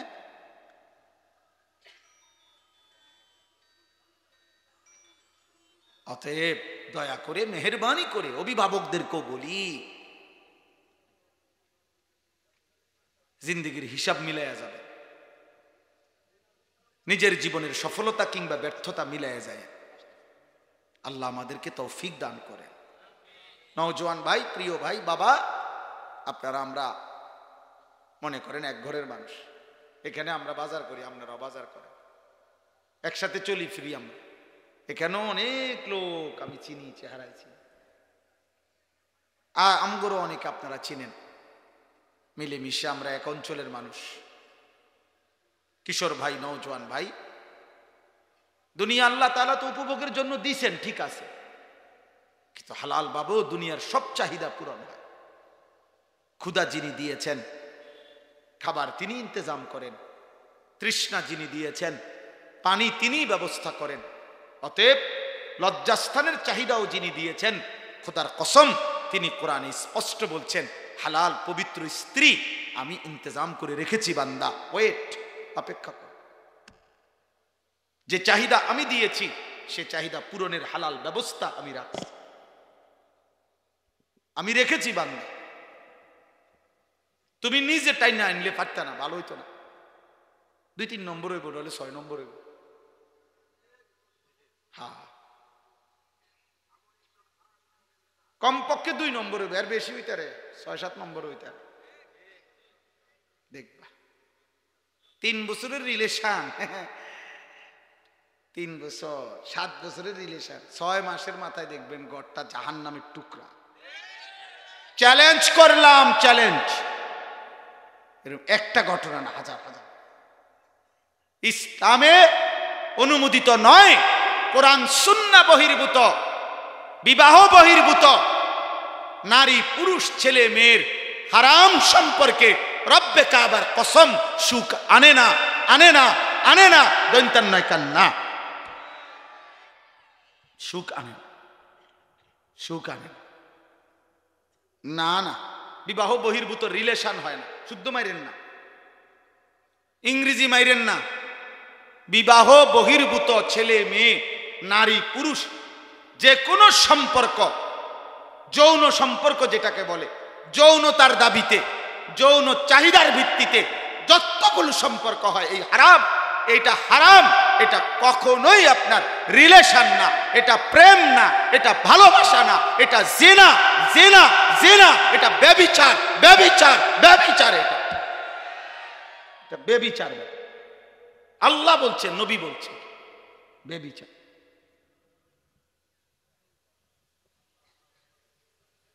কোনোভাবেই প্রেম হয় না। প্রেম এই শব্দটি বিবাহ বহির্ভূত ছেলে মেয়ের ক্ষেত্রে ব্যবহার করার শরীয়তে কোনো অনুমতি নাই। ভালোবাসা হয় না। এটা মহাব্বত এই শব্দ আল্লাহ নিজের জন্য ব্যবহার করছেন। মহাব্বত এই শব্দ আল্লাহ রসুলের জন্য ব্যবহার করছেন। মহাব্বত এই শব্দ আল্লাহ দ্বীনের জন্য ব্যবহার করছেন। এত দামি আজিমুশান শব্দ এই ফালতু কাজে লাগাই দিলেন। হ্যাঁ, পার্কের সিফায়, রেস্তোরাঁর কোনায়, অর্ধেক আলো অর্ধেক অন্ধকারের ভিতরে ভালোবাসা, জিনা, জিনা, ব্যভিচার, অসভ্যতা, ফাহেশা, অশ্লীলতা, নোংরামি, বেহায়াপনা, চরিত্রহীনতা। এটা প্রেম না, এটা ভালোবাসা নয়। আল্লাহ আমাদেরকে হেফাজত করে। একটা ছেলের কলিজায়ও যদি এই ফিকির আসে, একটা সন্তানের কলিজায়ও, মুসলমানের এক কন্যাও যদি বুঝে, ওই সমাজ দামি হবে, সুন্দর হবে, সুন্দর হবে। কোনোভাবেই আল্লাহকে ছেড়ে দিয়ে, কোরআনকে ছেড়ে দিয়ে ভিন্ন কিছু গ্রহণ করা, গান, বাদ্য, গায়িকা, নৃত্য, গানের আসর, বাদ্যযন্ত্রের ঝংকার, সুরের মূর্ছনা, নাটক, সিনেমা, কৌতুক, গল্প, কিস্সা, কাহিনী, ভিসিআর, হারাম যত আয়োজন, এগুলাকে কোরআনের ভাষায় বলে লাহওয়াল হাদিস, অনর্থক কথা, বেহুদা কথা। আর আল্লাহ বলেন এই কথাগুলোর ইন্তেজাম, এর সাথে সম্পৃক্ত যারা, আমি আল্লাহ তাদের জন্য অত্যন্ত অপমানকর, লজ্জাজনক আযাব নির্ধারণ করেছি। এই আয়াতটাই আমি পড়ছি, এবার শোনেন, বললেই শেষ। আমি অনুরোধ, প্রিয় ভাই, প্রিয় বাবা, আমার কথায় রাগ হইয়েন না। আপনি বিবেকের মতো খাটাইয়া ইনসাফের সাথে নিজের স্ত্রী ছেলের জন্য ফিকির করে। আপনাদের চোখের সামনে আপনাদের ছেলেরা আপনাদের বাঁধন থেকে ছুটে গেছে, এর চাইতে অপমান আর কিছু হইতে পারে না। কিরে, আমি বাপ, সে আমার সন্তান, আমার চুল আজীবন এমন, আর আমার সন্তানের চুল মুশরিকের মতো, তা আমি বাবা হিসাবে সার্থকতা কি? আমার জীবনের অর্জন। আমি স্বামী, বিয়ে করলাম, আমি রং চাই রাস্তার ড্রাইভার, উমা কি যে কয়, টাকা যায় আমার, রং চাই ড্রাইভার। এর চাইতে বেজ্জুতি কথা। হাসো, হাসো, এটা হাসো, তুমি ভালো লাগলে হাসো। যদি মনে করো এটা খুব একটা প্রেস্টিজের বিষয়, সুন্দর, চমৎকার, এটা তো ঠিক আছে। আর যদি মনে করো লজ্জায়, গায়রতের ব্যাপার, স্পষ্ট কিতাবে আছে, আমার কাছে কিতাব আছে, ওয়ালা তাকরাবুজ জিনা, এই কিতাবের মধ্যে আছে, আরবের কিতাব, আরবি কিতাবে, যে পুরুষের স্ত্রী কন্যা আপনার বেহায়া, বেপর্দা ও বেগায়রত মানুষ, ওই পুরুষের আত্মসম্মান নাই, আত্মমর্যাদা নাই। বিশ্বাস কর, এটাই ইসলামের কথা। আত্মসম্ভ্রমহীন, বেগায়রত, আত্মমর্যাদাহীন, প্রেস্টিজ কনসার্ন নাই, আত্মসম্মান নাই, আত্মমর্যাদা কম, গায়রত কম, আত্মসম্মান। অথচ যুগ যুগ ধরে পুরুষের স্বভাবের মধ্যে এটা ছিল। ইদানিং কালে আইসা আমরা বেশি বেহায়া হয়ে গেছি। নয়তো এই পৃথিবীর ইতিহাস এটা যে মানুষ তার মাহারাম, মানুষ তার স্ত্রী, কন্যা, মা, বোন, তাদের ইজ্জত, তাদের সতীত্ব, তাদের সম্ভ্রম, তাদের পর্দা, তাদের আব্রুর হেফাজতের জন্য পৃথিবীতে হাজারো পুরুষ জীবন দিছে, জান দিছে, কিন্তু ঘরের মাহারামের, ঘরের অন্দর মহলের নারীর ইজ্জত সম্মান বাইরে বিক্রি হতে দেয় নাই। এটা পৃথিবীর ইতিহাস। আজকে আপনারা ঠান্ডা মাথায় আপনাদের চোখের সামনে আপনারা আপনাদের স্ত্রী কন্যাদেরকে বেপর্দা ছেড়ে দিয়ে নিশ্চিন্তে দোকানদারি করতেছেন, নিশ্চিন্তে ব্যবসা করতেছেন, নিশ্চিন্তে চাকরি করতেছেন, নিশ্চিন্তে ঘরে ঘুমাইতেছেন। আহা মুসলমান, 16 বছরের মেয়েটা 1 ঘন্টা ধরে সাইজা ওই যে বাইরে গেল, কার হাতে ছেড়ে দিলেন? ওরে কোথায় পাঠালো? ওর লগে ওর মাহারাম কই? হায় হায়, ওরে কার হাতে ছেড়ে দিলেন? আপনি ঘুমাইলেন কেমনে বাপ? 16 বছরের যুবতী মেয়ে বাইরে যার ঘরে আপনি কেমনে ঘুমাইলেন? আপনি দোকানদারি করেন কেমনে? আপনি চাকরি করেন কেমনে? বলেন কি? কত বড় নির্লজ্জ বেগায়রত পুরুষ মুসলমান! তার মেয়েটা উপযুক্ত হয়ে গেছে, বালেগা, প্রাপ্তবয়স্কা মেয়ে, 16 বছর, 18 বছর, 13 থেকে 14 বছর বয়স হলেই মেয়ে প্রাপ্তবয়স্কা হয়, মাসিক ঋতুস্রাব শুরু হয়, এরপর থেকেই সে বালেগা। এমন মেয়ে 15, 16, 14 বছর, 16 বছর এই মেয়ে স্কুলের গাড়িতে কইরা ছেলে মেয়ে একসাথে কইরা কক্সবাজার যায়। রাতের 9টায় গাড়ি ছাড়ে, সকাল 9টায় কক্সবাজার পৌঁছে। কার হাতে ছেড়ে দিলেন মেয়েকে? আমনে বলবেন আমার এটা সংকীর্ণতা না, ঠিক আছে, আপনার উদারতা নিয়ে আমনে সহ উঠেন বাসে। আপনি বলবেন হুজুরদের মধ্যে বেশি সংকীর্ণতা, হুজুরদের অন্তর খারাপ। না, আমনের অন্তর একবার ফক ফকা, একেবারে ভাইসে গেছে আলোতে, ফক ফকা। আপনার অন্তরে টিউবলাইট। কিন্তু ইসলাম এটা অনুমোদন করে? আস্তাগফিরুল্লাহ, আস্তাগফিরুল্লাহ, আস্তাগফিরুল্লাহ। ওফো, ওই বাবা মরে যাওয়া উচিত। ওই স্বামীর আর থাকলো কি, যার স্ত্রী বেপর্দা? ওই বাবার আর থাকলো কি, যার কন্যা বেপর্দা? আপনারা জানেন একটা আশ্চর্য কথা শুনেন। আমরা তাফসিরে, আমি প্রয়োজনে আমার মাদ্রাসায় চলেন, আমি আরবি তাফসির দেখাইতে পারবো। তাফসিরে রুহুল মাআনি, পৃথিবী বিখ্যাত, সমস্ত আলেমদের কাছে গ্রহণযোগ্য একটা তাফসির হলো তাফসিরে রুহুল মাআনি। ওই তাফসিরের মধ্যে আমি নিজ চোখে পড়ছি, সর্বপ্রথম আরব দেশে কন্যা সন্তান জীবন্ত দাফন করা। কন্যা সন্তানকে জীবন্ত দাফন করতো না? শুনছেন নিয়ে কথা? এটা কেন শুরু করছে? কেন মানে প্রথম কন্যা সন্তানকে জীবন্ত দাফন করতো কেন? শুরু হইল কিভাবে এই ঘটনাটা? ওই তাফসিরের মধ্যে লিখছে বিআইয়ি যামবিন কুতিলাত, এই আয়াতের তাফসির আছে কাসিম ভাই। তো লিখছে যে রবিয়া আরবের একটি বিখ্যাত গোত্র ছিল, রবিয়া। এই রবিয়া গোত্রের একজন সর্দারের একটা কন্যা, অপরূপ সুন্দরী মেয়ে ছিল, রূপসী সুন্দরী মেয়ে। ওই সর্দারের একমাত্র কন্যা ছিল ওই মেয়েটা। সর্দার তাকে ভীষণ ভালোবাসত, বেশি আদর করত ওই মেয়েটাকে। তো পার্শ্ববর্তী এক গোত্রের, আরেক গোত্রের একটা ছেলে, যুবক, এই মেয়েটার সাথে সম্পর্ক করে, হারাম সম্পর্ক করে তারে ভাগায় নিয়ে গেছে গা, নিয়া ওই গোত্রে নিছে গা, নিয়া এখন তাকে সে বিবাহ করছে। অথবা তখনকার রেওয়াজে বিবাহ যেটাই হয়েছে, জাহিলি যুগের নিয়মে বিবাহ শাদী করছে। কিন্তু এই মেয়ের ভালোবাসায় এই রবিয়া গোত্রের এই সর্দার তার মেয়েটাকে ওই গোত্র থেকে উদ্ধার করার জন্য দিনের পর দিন লাগাতার বছরব্যাপী যুদ্ধ করছে। ওরে আনতুবিল্লাহ। কিন্তু ওই গোত্র খুব শক্তিশালী, আর আরব দেশে জাহিলি যুগে যুদ্ধ বিগ্রহ ছিল তাদের নিত্যদিনের বিষয়। তো এই গোত্রের, রবিয়া গোত্রের সর্দার, তার গোত্রের বহু যুবক, বহু পুরুষ নিহত হয়েছে, কিন্তু একবারও বিজয় আনতে পারে না, ওই মেয়েটাকে আনতে পারতেছিল না। কিন্তু উনি কোনোভাবে ছাড়তেছে না যে আমি আমার এই মেয়ে আনবো। ও আমার বড় আদরের সন্তান। শেষ পর্যন্ত বহুদিন পরে দুই গোত্রের বয়স্করা, প্রবীণ লোকেরা একটা পরামর্শ বৈঠকে বৈশা বলছে, না, এর একটা সমাধান হওয়া দরকার।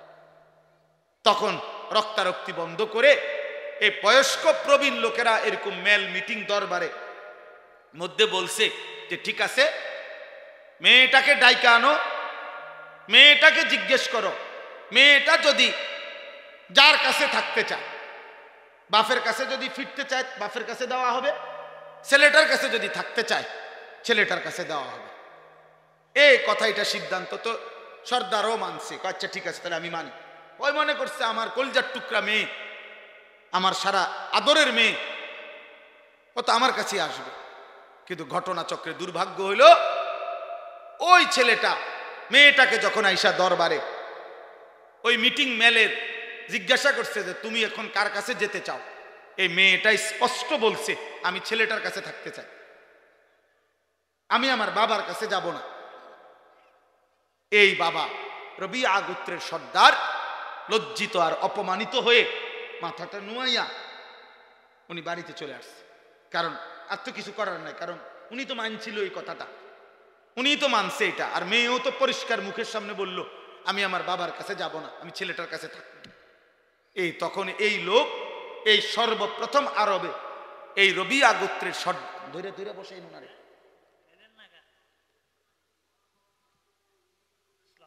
জি, রবিয়া গোত্রের এই সর্দারের আরেকটা ছোট মেয়ে ইতিমধ্যে ছিল, ওইটা তার প্রথম আদরের মেয়ে ছিল।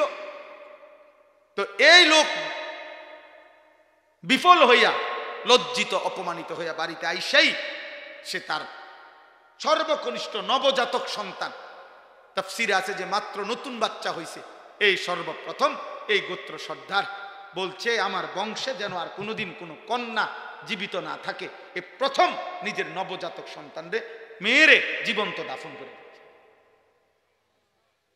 দিয়েছে। যা, আর সন্তানে আমার কন্যারা বাঁচতে দিতাম না। এরপরে গোত্রের বাকি লোকদেরকে বলছে আমার ওসিয়ত, তোমরা যদি আমার সর্দার মানো, আরব দেশে তখন জাহিলি যুগে সর্দারের জন্য মানুষ জান দিত, তো বলছে তোমরা প্রত্যেকের নবজাতক সন্তান কন্যা যেগুলা এখন দাফন করো। এই ধীরে ধীরে নবজাতক কন্যা দাফন করার এই রেওয়াজ ওই গোত্রের থেকে এরপরে অন্যান্য গোত্রে ছড়িয়েছে। অর্থাৎ আমার বলার উদ্দেশ্য হইল, জাহিলি যুগে পর্যন্ত একজন পুরুষ তার ফ্যামিলির নারীর কন্যার আত্মসম্মানের জন্য তার বংশের বহু লোকের রক্তপাত হইছে, জীবন দিছে, কিন্তু তার নারীর সম্মান, ইজ্জত, তার বংশের নারীর মর্যাদার জন্য এত লড়াই, এত যুদ্ধ পর্যন্ত করছে। কোরআন শরীফের একটা সূরা আছে, সূরায়ে মুমতাহিনা, কোরআন শরীফে 28 নম্বর পারা।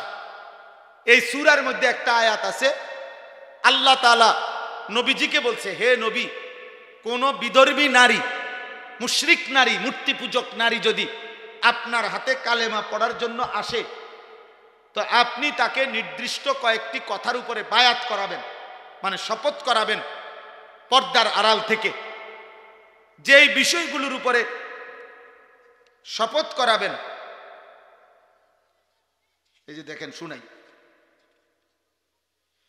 ইয়া আইয়ুহান নাবিয়্যু, হে নবী আমার, ইজা জাআকাল মুমিনাতু, মুমিন নারীগণ ঈমান আনতে যখন আপনার কাছে আসবে, ইউবাইয়িনাকা, আপনি তাদের সাথে এই বায়াত করাবেন, এই শপথ বাক্য পাঠ করাবেন এই কথাগুলো, আলা আল্লাহ ইউশরিকনা বিল্লাহি শাইআন, এক নাম্বার, কোন নারী তারা যেন আর কোনোদিন আল্লাহর সাথে শিরিক না করে।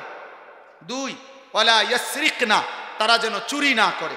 3, ওয়ালা ইয়াজনিনা, তারা যেন আর কোনোদিন জিনা ব্যভিচার না করে। এই কথাটা বলার জন্য শুনেন তো, কি না করে বলছে 3 নম্বরে, কথা বলেন না।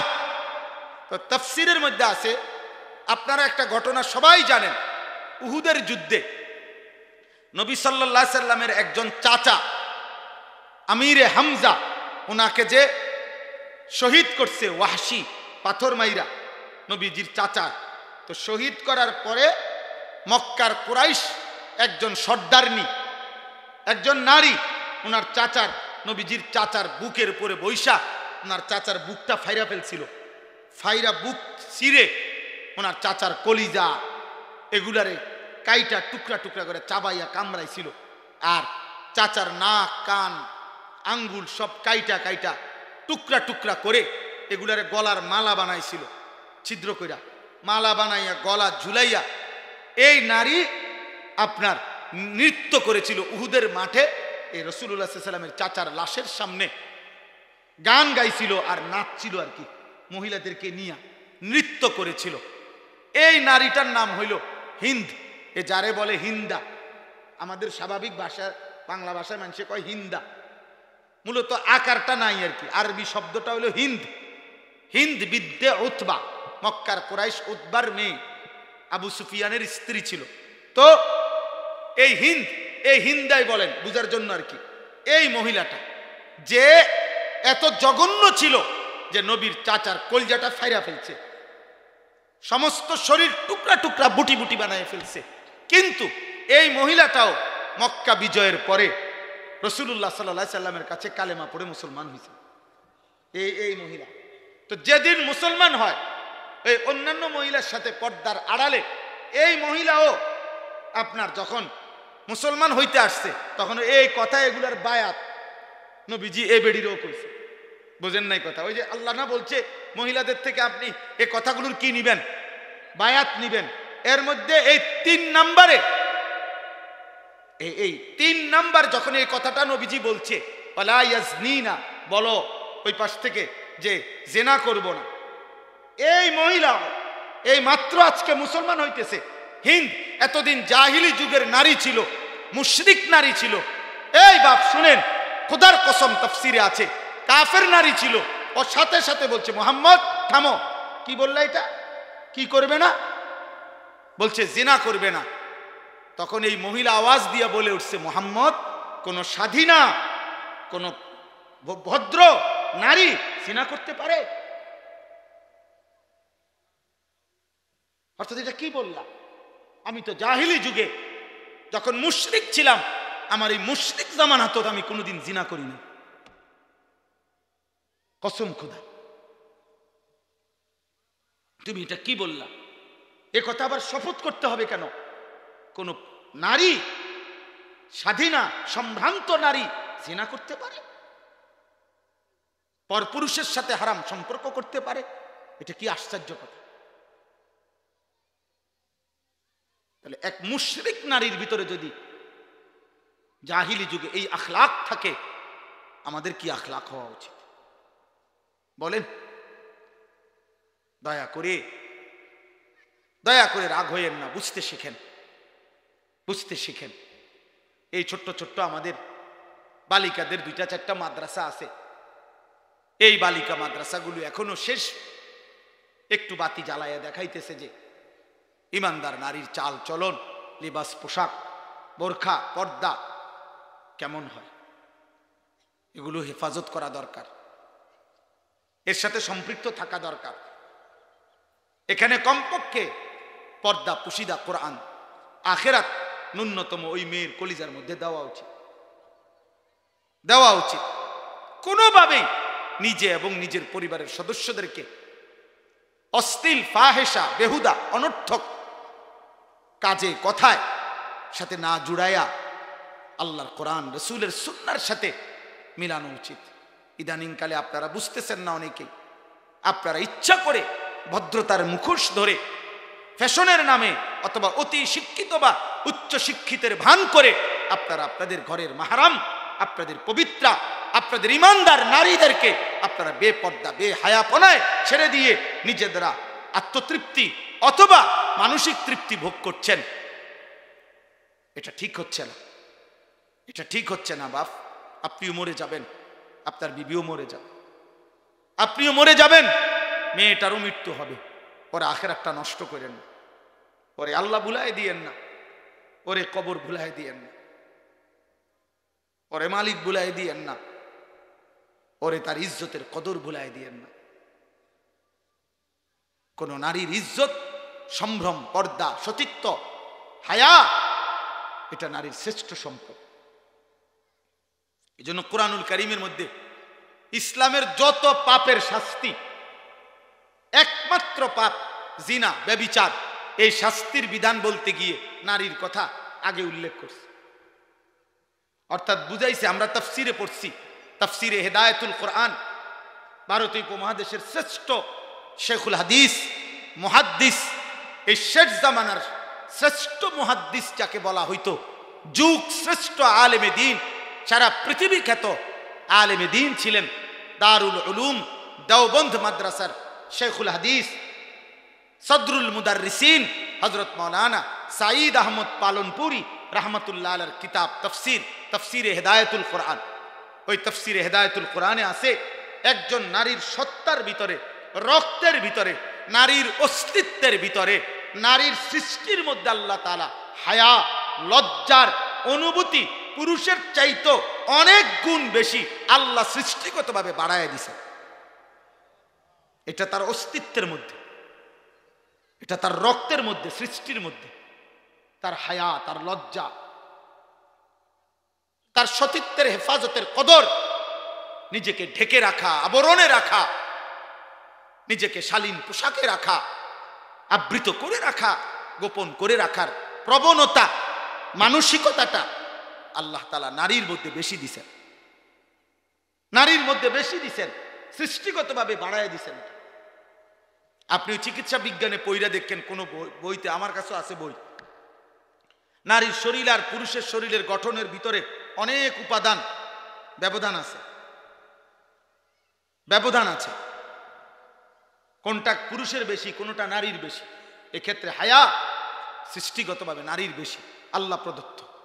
অতএব যে নারী পুরুষের চাইতে বেশি হায়া যার অস্তিত্বের ভিতরে দেওয়া হয়েছিল, সৃষ্টির ভিতরে, সেই হায়ার, মনে করেন হায়ার চাদর, হায়ার পর্দার সাগর ডিঙ্গায়া যে কোনো পর পুরুষের সাথে ব্যভিচার করেছে, হারাম সম্পর্ক করেছে, এ বাস্তবিক অর্থে নিকৃষ্ট নারী।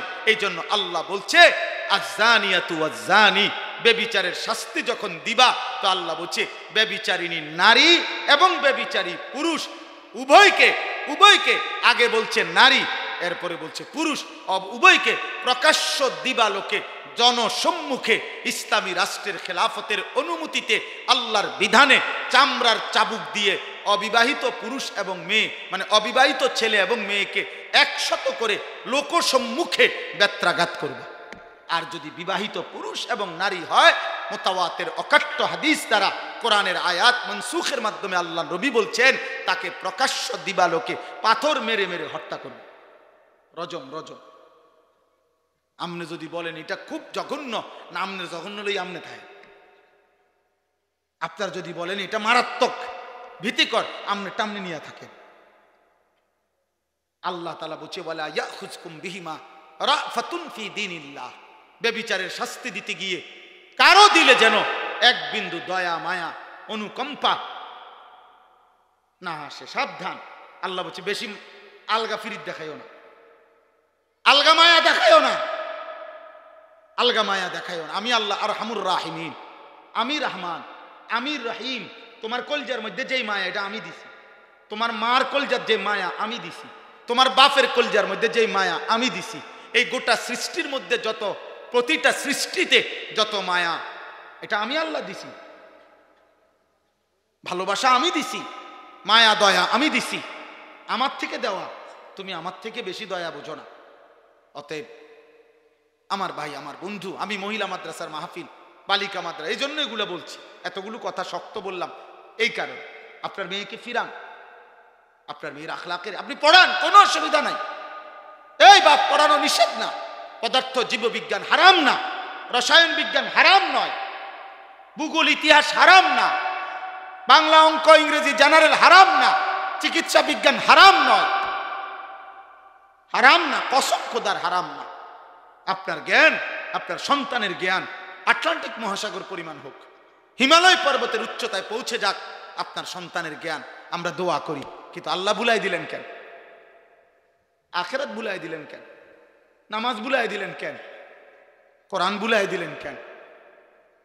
আমি আজকেও মাগরিবের পরে বলছি, যেই জবান, যেই জিহ্বা রবের কোরআন পড়তে জানে না। আহা জিব্বা, তুমি জীবনে কথা বলার কোনো মজাই পাও না। কথার কত স্বাদ, জিব্বার কথা বলার যে মজা, তুমি সেই মজাই পাও না। তুমি জীবনে জিব্বার কোনো স্বাদই পাও না। আমি সবসময় বলি যে এই চোখ মালিকের ঘর দেখে নাই, কাবার কালো গিলাফ দেখে নাই, মদিনার সবুজ গম্বুজ দেখে নাই, ও তো দেখার কোনো মজাই পায় না। ও আর দেখলোটাই কি? কালো গিলাফ যে দেখে নাই, সবুজ গম্বুজ যে দেখে নাই, ওই চোখ আর দেখলো কি বেটা? কক্সবাজার 1 কোটি বার দেখলেও তো কালো গিলাফের সৌন্দর্যের সামনে কিচ্ছু না। পৃথিবীর সমস্ত নয়নাভিরাম প্রাকৃতিক সৌন্দর্য যিনি দান, সমুদ্রের প্রতিটা ঢেউ তো রবের দান। হ্যাঁ, এই পৃথিবীর দার্জিলিং বলেন আর যাই বলেন, সব সুন্দর। ফুলের যত সুন্দর, গাছের যত সুন্দর, সাগরের যত সুন্দর, নদীর যত সুন্দর, এ তো মহান আল্লাহর দান। সেই মালিক চারিদিকে যত সৌন্দর্য যিনি দিছেন, তিনিই বলছেন আমি আমার কায়নাতের সবচেয়ে বেশি সৌন্দর্য আমার মদিনার বন্ধু, আমার মাহবুব, আমার রসুলকে দিয়েছি। আছে খুবা হামা দারান্ত তু তানহা দারি। আল্লামা ইকবাল বলছে, হে নবী, 1.25 লক্ষ নবীর যত সিফাত, গুণ, বৈশিষ্ট্য একা আপনার মাঝে যদি তালাশ করি, সব আপনার মাঝেই খুঁজে পাই। আপনি একাই সব। আপনি হাসলে পৃথিবী হাসে, আপনি কাঁদলে পৃথিবী কাঁদে। আপনার হাসি সেরা, আপনার কান্নাই সেরা, আপনার জীবনের সবকিছু সেরা। ওয়া ইন্নাকা লাআলা খুলুকিন আযীম।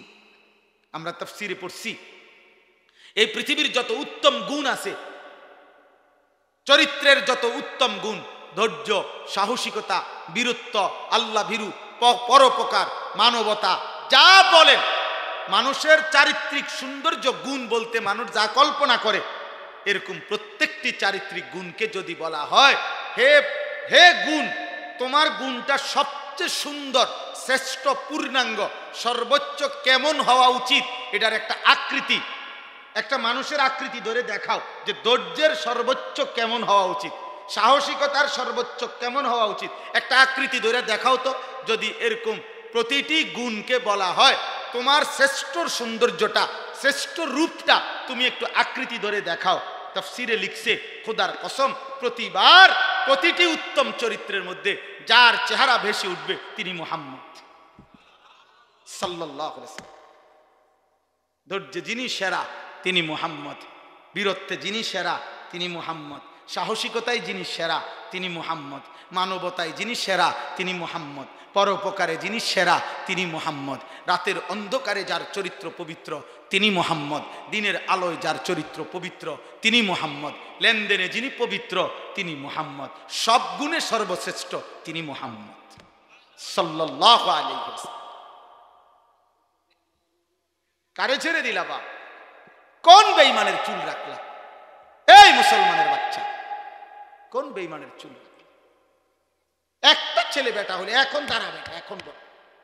যে সমস্ত মুশরিকের মতে যে ডান দিকে বড়, বাম দিকে বড়, সামনে বড়, একটা চুলের সনদ বলো যে পৃথিবীতে প্রথমে এই চুলটা কে রাখছে, এরপরে এটা কেমনে কেমনে এই সাবের বাজার পর্যন্ত আইছে, কেমনে নিশ্চিন্তপুর আইলো, কেমনে ক্যান্টনমেন্ট আইলো, কেমনে, এটা সনদ কো বলো। আমরা বলতে পারবো, পাঞ্জাবির সনদ বলতে পারবো আমরা, টুপির সনদ বলতে পারবো আমরা, দাড়ির সনদ বলতে পারবো আমরা, চুলের সনদ বলতে পারবো আমরা, লুঙ্গির সনদ বলতে পারবো আমরা। পিছন থেকে বললে শেষ পর্যন্ত পৌঁছবে। লুঙ্গি নবী মুহাম্মদ সাল্লাল্লাহু আলাইহি ওয়াসাল্লাম পরিধান করতেন। মাথা মোবারক সর্বদা নবী সাল্লাল্লাহু আলাইহি সাল্লাম টুপির মতো কোনো গোলাকার জিনিস দিয়ে তিনি ঢেকে রাখতেন। নবী সাল্লাল্লাহু আলাইহি সাল্লাম মৃত্যু পর্যন্ত দাড়ি রাখছেন। নবী সাল্লাল্লাহু আলাইহি সাল্লাম মৃত্যু পর্যন্ত কামিজ পাঞ্জাবি পরিধান করেছেন। নবী সাল্লাল্লাহু আলাইহি ওয়াসাল্লাম গেঞ্জি পরিধান করতেন। নবী সাল্লাল্লাহু আলাইহি সাল্লাম মিসওয়াক করতেন। নবী সাল্লাল্লাহু আলাইহি সাল্লাম মোষ ছোট করতেন। আমারটার রেফারেন্স আমি বললাম, তোমারটার সনদ তুমি বলেন। সনদ বুঝেন? সনদ মানে পিছনের সূত্র বলেন আর কি। দাড়ি কাটুন না একজন কন, আমনের সনদ কন। পৃথিবীতে প্রথম দাড়ি কাটছে কে? এরপরে এটা ডিজাইন হিসাবে ঘোষণা দিল কে? এরপরে এটা হ্যান্ডসাম হিসাবে ঘোষণা দিল কে? 1900 কত সালে এটা সিদ্ধান্ত হইল যে ইহা হ্যান্ডসাম? হ্যাঁ হ্যাঁ, না এটা বলেন বলেন, আমরা একটু উপকার হইলে বিষয়টা বুঝলাম আর কি। বলেন বলেন যে কোথায়, জাতিসংঘের কোন অধিবেশনে সিদ্ধান্ত হয়েছে এটা? অক্সফোর্ডের কোন গবেষণার মধ্যে এটা প্রমাণিত হয়েছে? হার্ভার্ড ইউনিভার্সিটির কোন গবেষণাতে এটা প্রমাণিত হয়েছে? পৃথিবীর কোন গবেষণাগারে কোন ল্যাবে এটা প্রমাণিত হয়েছে? চিকিৎসা বিজ্ঞানের কোন ডাক্তারের মাধ্যমে এটা প্রমাণিত হয়েছে? হ্যাঁ, নাই। ধোকা। কি ধোকা? ধোকা ধোকা। ধো ওকার ধো, ক আকার কা, আর উফে একটা ছোট্ট চন্দ্রবিন্দু। এই ছোট করে একটা কি দিতে বাবা? চন্দ্রবিন্দু। ধোকা। ধোকা। ওমাল হায়াতুদ দুনিয়া ইল্লা মাতাউল গুরুর। দুনিয়ার জীবন ধোকা ধোকা ধোকা। আল্লাহ আমাদেরকে বুঝ দান করেন, বুঝ দান করেন। চলেন আমি শুধু তর্জমা বলে আমার 2 আয়াত শেষ করি। কথা বলা হয়েছে আলহামদুলিল্লাহ। অমিনান নাসি মান ইয়াশতারি লাহওয়াল হাদিস। আল্লাহ বলে মানুষদের মধ্য থেকে যে সকল নাফরমান যাবতীয় অনর্থক, অসার, অবান্তর, অপ্রয়োজনীয়, গুনাহ মিশ্রিত কথাবার্তা সংগ্রহ করে, লিউদিল্লা আন সাবিলিল্লাহ, আল্লাহর পথ থেকে মানুষকে পথভ্রষ্ট করার জন্যে, বিগাইরি ইলমিন, মূর্খতাবশত, মনে মনে ভাবে জ্ঞানী, আসলে মূর্খ। আল্লাহ বলেন ওয়াত্তাখিযাহা হুজুয়া, মানে কোরআনের বিপরীতে যা সংগ্রহ করে, ইসলামের বিপরীতে যা সংগ্রহ করে, কোরআনকে বিদ্রুপ করে, ইসলামকে বিদ্রুপ করে, আমার শরীয়তকে বিদ্রুপ করে। আল্লাহ বলেন আমি ওয়াদা দিলাম উলাইকা লাহুম আযাবুম মুহিন, আমি তাদের জন্য লজ্জাকর, অপমানকর আযাব নির্ধারণ করেছি। দোস্ত, এজন্য কোরআনে আছে আখিরাতে আল্লাহ মানুষকে শাস্তি দিবেন। শুধু শাস্তি নয়, প্রথমে অপমান করবেন, বেইজ্জতি করবেন, এরপরে শাস্তি দিবেন। প্রথমে হাসরবাসীকে ফেরেশতার মাধ্যমে শুনাবেন, ফেরেশতারে বলবেন ও সবাইরে শুনাও এই বাটফারের গুনাডি কিতা কিতা কও, বলো। তো ফেরেশতারা বলবে সম্মানিত হাসরবাসীগণ আপনারা শুনেন, 1 নম্বরে উনি আছিলেন সিটার, 2 নম্বরে উনি সুদখোর, 3 নম্বরে ওজনে কম দিত। এরকম একটা পাপ, আমার হলে আমার, আপনার হলে আপনার। আল্লাহ আমারও মাফ করেন, আপনারও মাফ করেন। আযাবুম মুহিন, মুহিন মানে ইহানাত, অপমানকর শাস্তি আল্লাহ বলছেন। আচ্ছা, এরপরের আয়াত কি? আমি এটার আরেকটু ব্যাখ্যা এই 5 মিনিট বললে হবে। ওয়া ইযা তুতলা আলাইহি আয়াতুনা, আল্লাহ বলেন, দেখেন আল্লাহ বলেন অপ্রয়োজনীয়, অসার, অবান্তর, গুনাহ মিশ্রিত কথাবার্তা যে সংগ্রহ করে, যে এর মধ্যে পড়ে থাকে, এর মধ্যে ব্যস্ত থাকে, খুদার কসম বাপ, প্রিয় ভাই, প্রিয় নওজওয়ান, শোনো তোমার মালিক কি বলে। আল্লাহ বলেন এতে করে তার মানসিকতা তখন কি হয়, ধীরে ধীরে এই লোকটা এমন নাফরমান হয় যে যখন তো আমার কোরআন তার সামনে বলা হয়, পেশ করা হয়, পড়া হয়, তেলাওয়াত হয়, ওয়াল্লাহ মুস্তাকবিরান, সে অহংকার করে আমার কোরআন থেকে মুখ ফিরায়, কাআন্নাম ইয়াসমাআহা কাআন্না ফি উযুনাইহি ওয়াকরা। কেন চেহারা ফিরাই নিল? আল্লাহ বলেন সে 2টা বাপ দেখাইতে চায়। হয়তো একটা বাপ দেখাইছে এরকম যে শুনে নাই, যাতে হুজুরে বুঝে আরে উনি মনে শুনে নাই, ও আবার কেমন লাগবে, একটা বাপ। আরেকটা হলো কাআন্না ফি উযুনাইহি ওয়াকরা, সে এমন একটা ভাব দেখাইতেছে সে কানেই শুনে না, কানেই শুনে না। আবার যদি ডাক দে মানে এমন একটা চেহারা, আসমান থেকে পড়ছে, আসমান থেকে পড়ছে। আল্লাহ বলেন এমন অহংকারী আমার কোরআন এমন একটা ভাব লইলা যেন শোনও নাই, আমার কোরআনের ব্যাপারে এমন একটা ভাব নিলা যেন তোমার কানে বধির, ওয়াকরা মানে বধির, কানে শুনে না আর কি। আল্লাহ বলেন ফাবাশশিরহু বিআযাবিন আলীম, হে নবী আমার, বন্ধু আমার, এমন নাফরমানকেও আপনি অত্যন্ত পীড়াদায়ক, ভয়ানক, মর্মান্তিক আযাবের সুসংবাদ দেন। কি সংবাদ? মানে এটা হলো বিদ্রুপাত্মক কথা। আল্লাহ বলছেন ওরে সুসংবাদ দেন যে ভাইজান আপনার জন্য একটি সুসংবাদ, আপনাকে অচিরেই কবরে টাঙ্গাইয়া ফেরুন। আপনি রেডি থেকে এক একটা বাড়িতে আপনি সাতবক জমিনের নিচে ডাইবা যাবেন। এবার আসেন 5 মিনিটে শেষ কথাটা হলো ওই একটা শব্দ শুধু বলার জন্য আমি ওইখানে পড়ছি, লাহবাল হাদিস।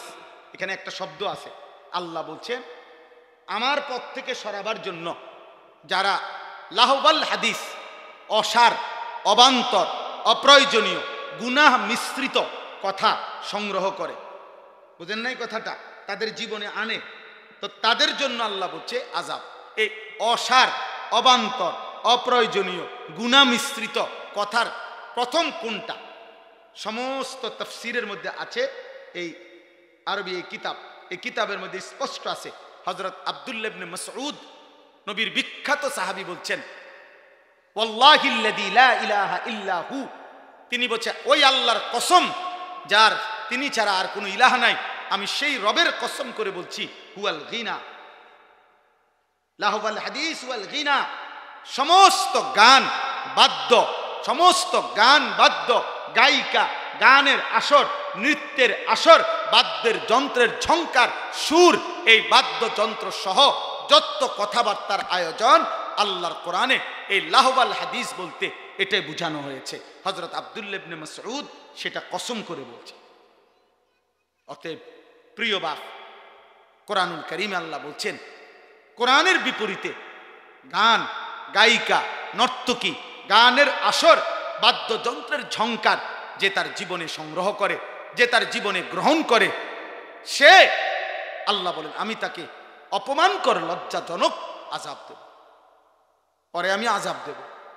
আপনি ইনসাফের সাথে বলেন, আমার কথায় রাগ করেন না, আমি এমনও প্রতিবার কোনো দাওয়াত দিতে চাই না, উনি আমার বেশি পরিচিত দেখা মাহফুজ ভাই, এই জন্য আইসি, নাহলে এমনি ডেইলি প্রতি বছর দাওয়াত দিতে হইব এমন কোনো জরুরত নাই আমার।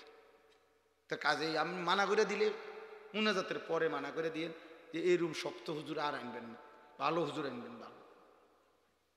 তাইলে এই জন্য বলছি আমার এই কথাটা শুধু শুনে ইনসাফের কথা বলেন। যুবক ভাই, আপনারা যারা প্রতিনিয়ত দোস্ত মোবাইলের মধ্যে নারী ছবি, নাচ, নারীর ঝুংকার, নারীর বাদ্যযন্ত্র, গান সহ যেভাবে তোমরা ব্যস্ত আছো ভাইয়া, আগামীর পৃথিবী, আগামীর হায়াত, আগামীর সময়টা কি হবে? 2 নাম্বার হলো আপনারা যাদের ঘরে প্রতিনিয়ত টেলিভিশন চলে, আপনাদের ঘরের এই নাটক, সিনেমায় কোনো গায়িকা, কোনো নায়িকা, কোনো বাদ্যযন্ত্র কি বাজে না? কথা বলে না? তো এটা কি আপনি সংগ্রহ করেন নাই? এই ডিশের বিল আপনি দেন না? এই বিদ্যুৎ বিল কি আপনি দেন না? হ্যাঁ, আল্লাহ তাআলা তো বলছে এই মানুষটা, সে তার অনুসারীদেরকে আমি আল্লাহর পথ থেকে গুমরাহ করে, পথভ্রষ্ট করে। তাহলে গানের আর বাদ্যের আওয়াজে আপনার বিবি বাচ্চার আল্লাহর দিকে ফিরে না আল্লাহর পথ থেকে দূরে সরে? তা আপনি কি করছেন? আপনি মুসলমান না? আপনার আখিরাত নাই? আপনি মরতেন না? আপনার এলাকায় আর কেউ মরে না? আপনি কারো জানাজা পড়েন নাই? আপনি কোনো লাশ দেখেন নাই? আপনি কোনো কবরের কান্না শোনেন নাই? হযরত ওমর ইবনে আব্দুল আজিজ বলতেন কবরে দাঁড়ায়া, আইয়ুহাল কবর মাযা ফাআলতা বিল আহিব্বা। পৃথিবী বিখ্যাত তাবিঈ ছিলেন, ইসলামের 5ম খলিফা বলা হইতো ওনারে, ওমর ইবনে আব্দুল আজিজ। উনি মাঝে মাঝে কবরস্থানে দাঁড়াইয়া বলতেন, হে কবর, বলো না তুমি আমার স্বজন, আমার আপনজনদের সাথে তুমি কি করছো? এই কবর, আমার চাচারে তোমার কাছে রাইখা গেছিলাম, আমার দাদা, আমার বাবা, আমার চাচাতো ভাই, আমার কত স্বজন তুমি কবরে রাইখা গেছে, বলো না? আইনাল আসদিকা, আমার বন্ধুরা কই এখন, কি অবস্থায় আছে, আমার স্বজনরা কেমন আছে? খোদার কসম তিনি কাঁদতেন, আর ওনার সাথে যারা দাঁড়ায় থাকতো ওনাদেরকে বলতেন, শোনো কবর আমারে কি বলছে জানো? তো তারা বলতো, বলেন কি বলছে? ওমর ইবনে আব্দুল আজিজ বলতো, আল্লাহর কসম কবর আমাকে বলতেছে, ওমর ইবনে আব্দুল আজিজ, তোমার প্রতিটা স্বজনের শরীরের প্রতিটা চোখ, নাক, কান, অঙ্গ প্রত্যঙ্গ আমি টুকরা টুকরা করে, ছিন্ন ভিন্ন করে মাটির সাথে মিশাই দিছি, আমার মাটি আমি আমার সাথে মিলাই দিছি। মানুষ কিসের তৈরি? এজন্য কবর বলে আমার মাটি আমি আমার সাথে কি করে লাইছি,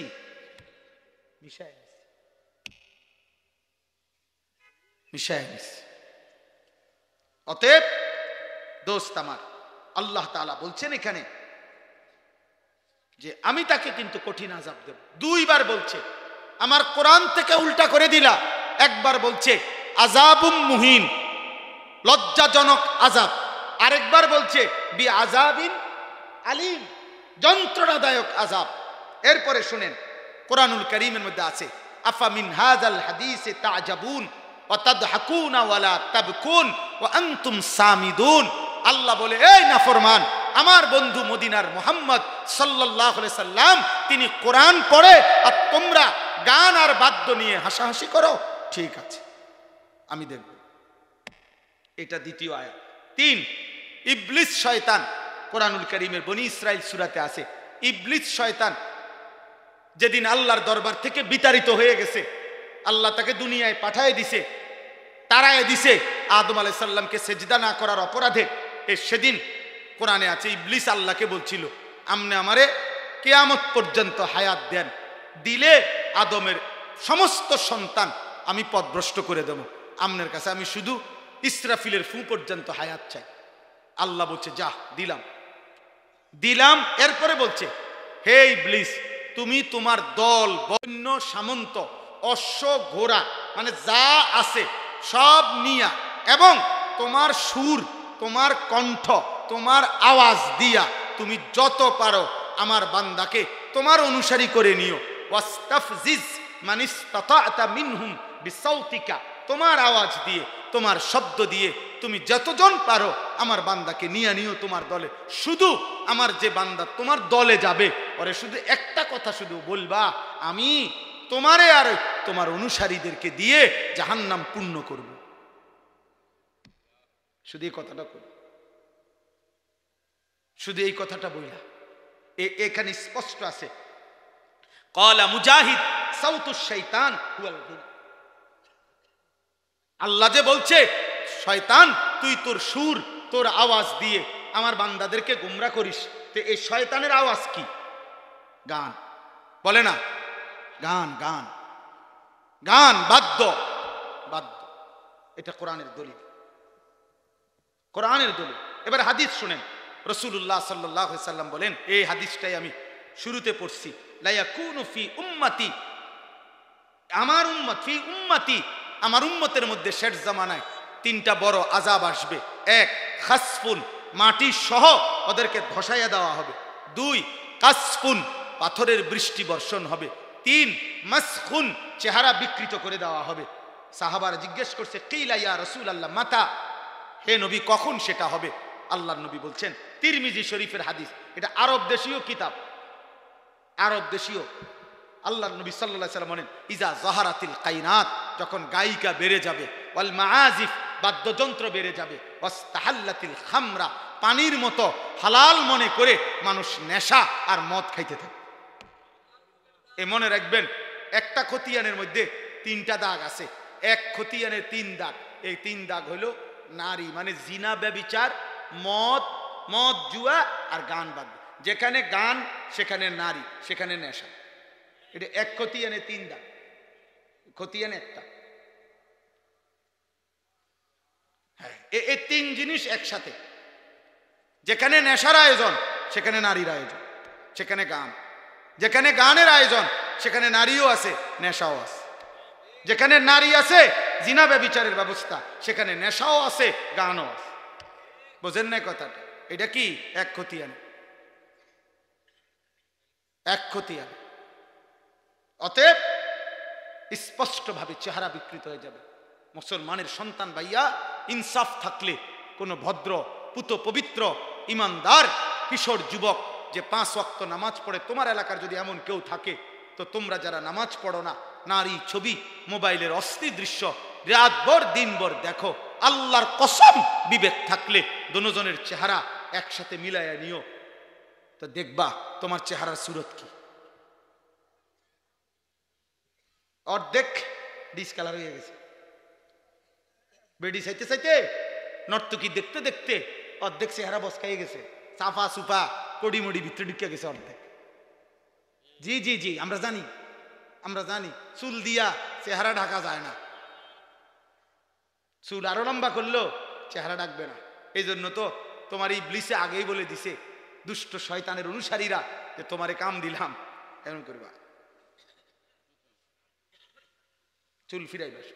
আচ্ছা, আমার একবারে বেশি চিন্তা লাগে এটা, আজ বেশি রাইট হয়ে গেছে। এরপর আপনাদের একটা জিগাই আর আমরা অপসরা সিজন আমরা একটা জিগাই। আচ্ছা বলেন যে এইখানে বসে যদি একটা লোক এইখানে দাঁড়াইয়া নিজের এই হাতটাকে এমন করে, মনে করেন 5 মিনিট করলো, আচ্ছা যেই কোনো মানুষকে বোমা এই পাগল এনে খারাপ করে বলবে কিনা বলো, মাতে এই টেকা এরম করে, কি রে ভাই আপনার কি সমস্যা, আপনি এরম করেন কা? তা তুমি কে এরম করো ভাইয়া? তুমি চুল এটার এমন করো কেন? তোমারে কোন মাতালে এই বুদ্ধি দিল যে এটা ফ্যাশন? এটা তো তোমার একটা আকাম ধরাই দিল, তোমার তো একটা ফালতু কামেনা ধরাই দিল। এতে বেলা তুমি মুড়ি বাজদা, তুমি হ্যাঁ বাদাম বাজতা, মাশাআল্লাহ কমপক্ষে 300 টাকার বাদাম বেচতে হইতো, এতটি লোক বাদাম কিনলে ফায়দা হইতো। এজন্য আমার শায়েখ আল্লামা মুফতি মুশতাকুন নবী কাসিমি হুজুর বলছেন আমার মাদ্রাসায় ওই দিন বৃহস্পতিবারে যুবকদেরকে বলতে গিয়ে যে, হে যুবক, প্রয়োজনে তুমি 12 ঘন্টা হালাল উপার্জনের জন্য কর্ম করো, আল্লাহ নারাজ হবে না একবারও। তুমি শুধু সেজদা দিও, নামাজের ওয়াক্তে নামাজ পড়ো, আল্লাহর মুখে মুখে ডাইকো, আর 12 ঘন্টা 18 ঘন্টা প্রয়োজনে উপার্জন করো, রোজগার করো। রোজগার করে যদি তুমি 1000 কোটি টাকার মালিক হও, হালাল উপার্জন করে, খোদার কসম আল্লাহ নারাজ হবে না, নারাজ হবে না, নারাজ হবে না। তুমি উপার্জন করো, তুমি মাড়ি কাটো বেটা, কিছু একটা করো। 18 বছর বয়সের যুবক এত অপদার্থ হয় কেমনে যে টোটো টোটো করে ঘুরে? 8 ঘন্টা, 3টা থেকে রাত 11টা, 8 ঘন্টা যে ঘুরলা এই পৃথিবীতে কর্মের ঘন্টা 8 ঘন্টা। সারাটা দেশে অগণিত মানুষের কর্মস্থলে কর্মঘণ্টা কত? 8 ঘন্টার ডিউটিতে 40,000 টাকা বেতন পায়। এই 8 ঘন্টার ডিউটিতে 1 লক্ষ টাকা বেতন পায়। এই 8 ঘন্টার ডিউটিতে গার্মেন্টস চলে, মেল চলে, ফ্যাক্টরি চলে, সমস্ত সরকারি প্রতিষ্ঠানগুলোতে সকাল 8টা থেকে বিকাল 4টা পর্যন্ত 8 ঘন্টার ডিউটি হয় না? তাইলে 8 ঘন্টায় তো রাষ্ট্র চলে, 8 ঘন্টায় তো পৃথিবী চলে। তুমি কেমনে 8 ঘন্টা আড্ডা দিয়ে শেষ করে দিলা? বলো না ভাই, একজন ভাই বলো, একজন যুবক বলো, করছোটা কি বাবা? করছোটা কি? কেউ জানে না পৃথিবীর কখনকার কোন জায়গার মানচিত্র কখন উল্টে যায়। সুদান সম্পর্কে কেউ ভাবে নাই এমন নির্মম একজন মানুষ, একজন কসাই, একজন ব্যক্তি তার জঘন্য কিছু অনুসারী নিয়ে এভাবে বনি আদমকে জবাই করে ফেলবে, কেউ জানতো না। কিন্তু রক্তের বন্যা বহায় দিছে, রক্তের বন্যা বহায় দিছে। অতএব দোস্ত, তোমার আমার বাবা বিদেশ অথবা উপার্জন করে, অতএব আজীবন মৃত্যু পর্যন্ত আমাদের জীবনের কোনো অসুবিধা হবে না। এই নিরাপত্তা কে দিল বাপ? কে দিল? আল্লাহ আমাদেরকে হেফাজত করেন। অতএব আজকে এই নিয়ত করেন, গান বাদ্য থেকে বেঁচে থাকবো ইনশাআল্লাহ। বলেন ইনশাআল্লাহ। ইমাম হযরত আবু বকর সিদ্দিক বলছেন, আল গিনা মিজমারুশ শাইতান, গান শয়তানের বাদ্য। এরপরে হযরত ওসমান বলছেন, লা ইয়াজতামিউ কলবুন ফীহিল কুরআন ওয়াল গিনা, এক অন্তরে কোরআন এবং গান একসাথে হতে পারে না। যেই দিলে গান আছে সেই দিলে কোরআন আসবে না, যেই দিলে কোরআন আছে ইনশাআল্লাহ সেই দিলে গান আসবে না, গান আসবে না। ইমাম মালিক রাহমাতুল্লাহ আলাইহি বলছে, মা ইয়াফআলুহু ইনদানা ইল্লাল ফুসাক, তিনি বলেন যুগ যুগ ধরে আমাদের আরব সমাজে গান বাদ্য যারা করে তাদেরকে আমরা ফাসিক ছাড়া অন্য কিছু বলি না। হ্যাঁ, ইমাম আহমদ ইবনে হাম্বল বলছে, আল গিনা ইউমবিতুন নিফাকা ফিল কলব, গান বাদ্য ধীরে ধীরে কোন ব্যক্তির অন্তরে ঈমান সরাইয়া মুনাফিকি উৎপন্ন করে। ইমাম শাফিঈ রাহমাতুল্লাহ বলছে, আল গিনা দিয়াসাতুন, গান বাদ্য যে অভ্যস্ত সে দাইয়ুস, তার জন্য জান্নাত হারাম। ইমামে আজম আবু হানিফা বলছে সিমাউল আগানি ফিসকুন ওয়াত তালাজ্জুদু বিহা কুফরুন, গান শোনা প্রকাশ্য পাপ, আর গান শুননা মজা পাওয়া কুফরি। কুফরি কুফরি মজা পাওয়া বুঝেন?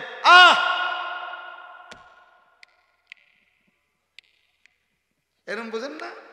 তাল মারে আপনি ডোলে, এটার বাড়ি মারে, এরপরে ঠ্যাঙ্গেরে আপনার বাড়ি মারে, লরে সরে, কি খবর শৈলরে না? মজা পাইতে আছেন দোস্ত? কি কইল রে?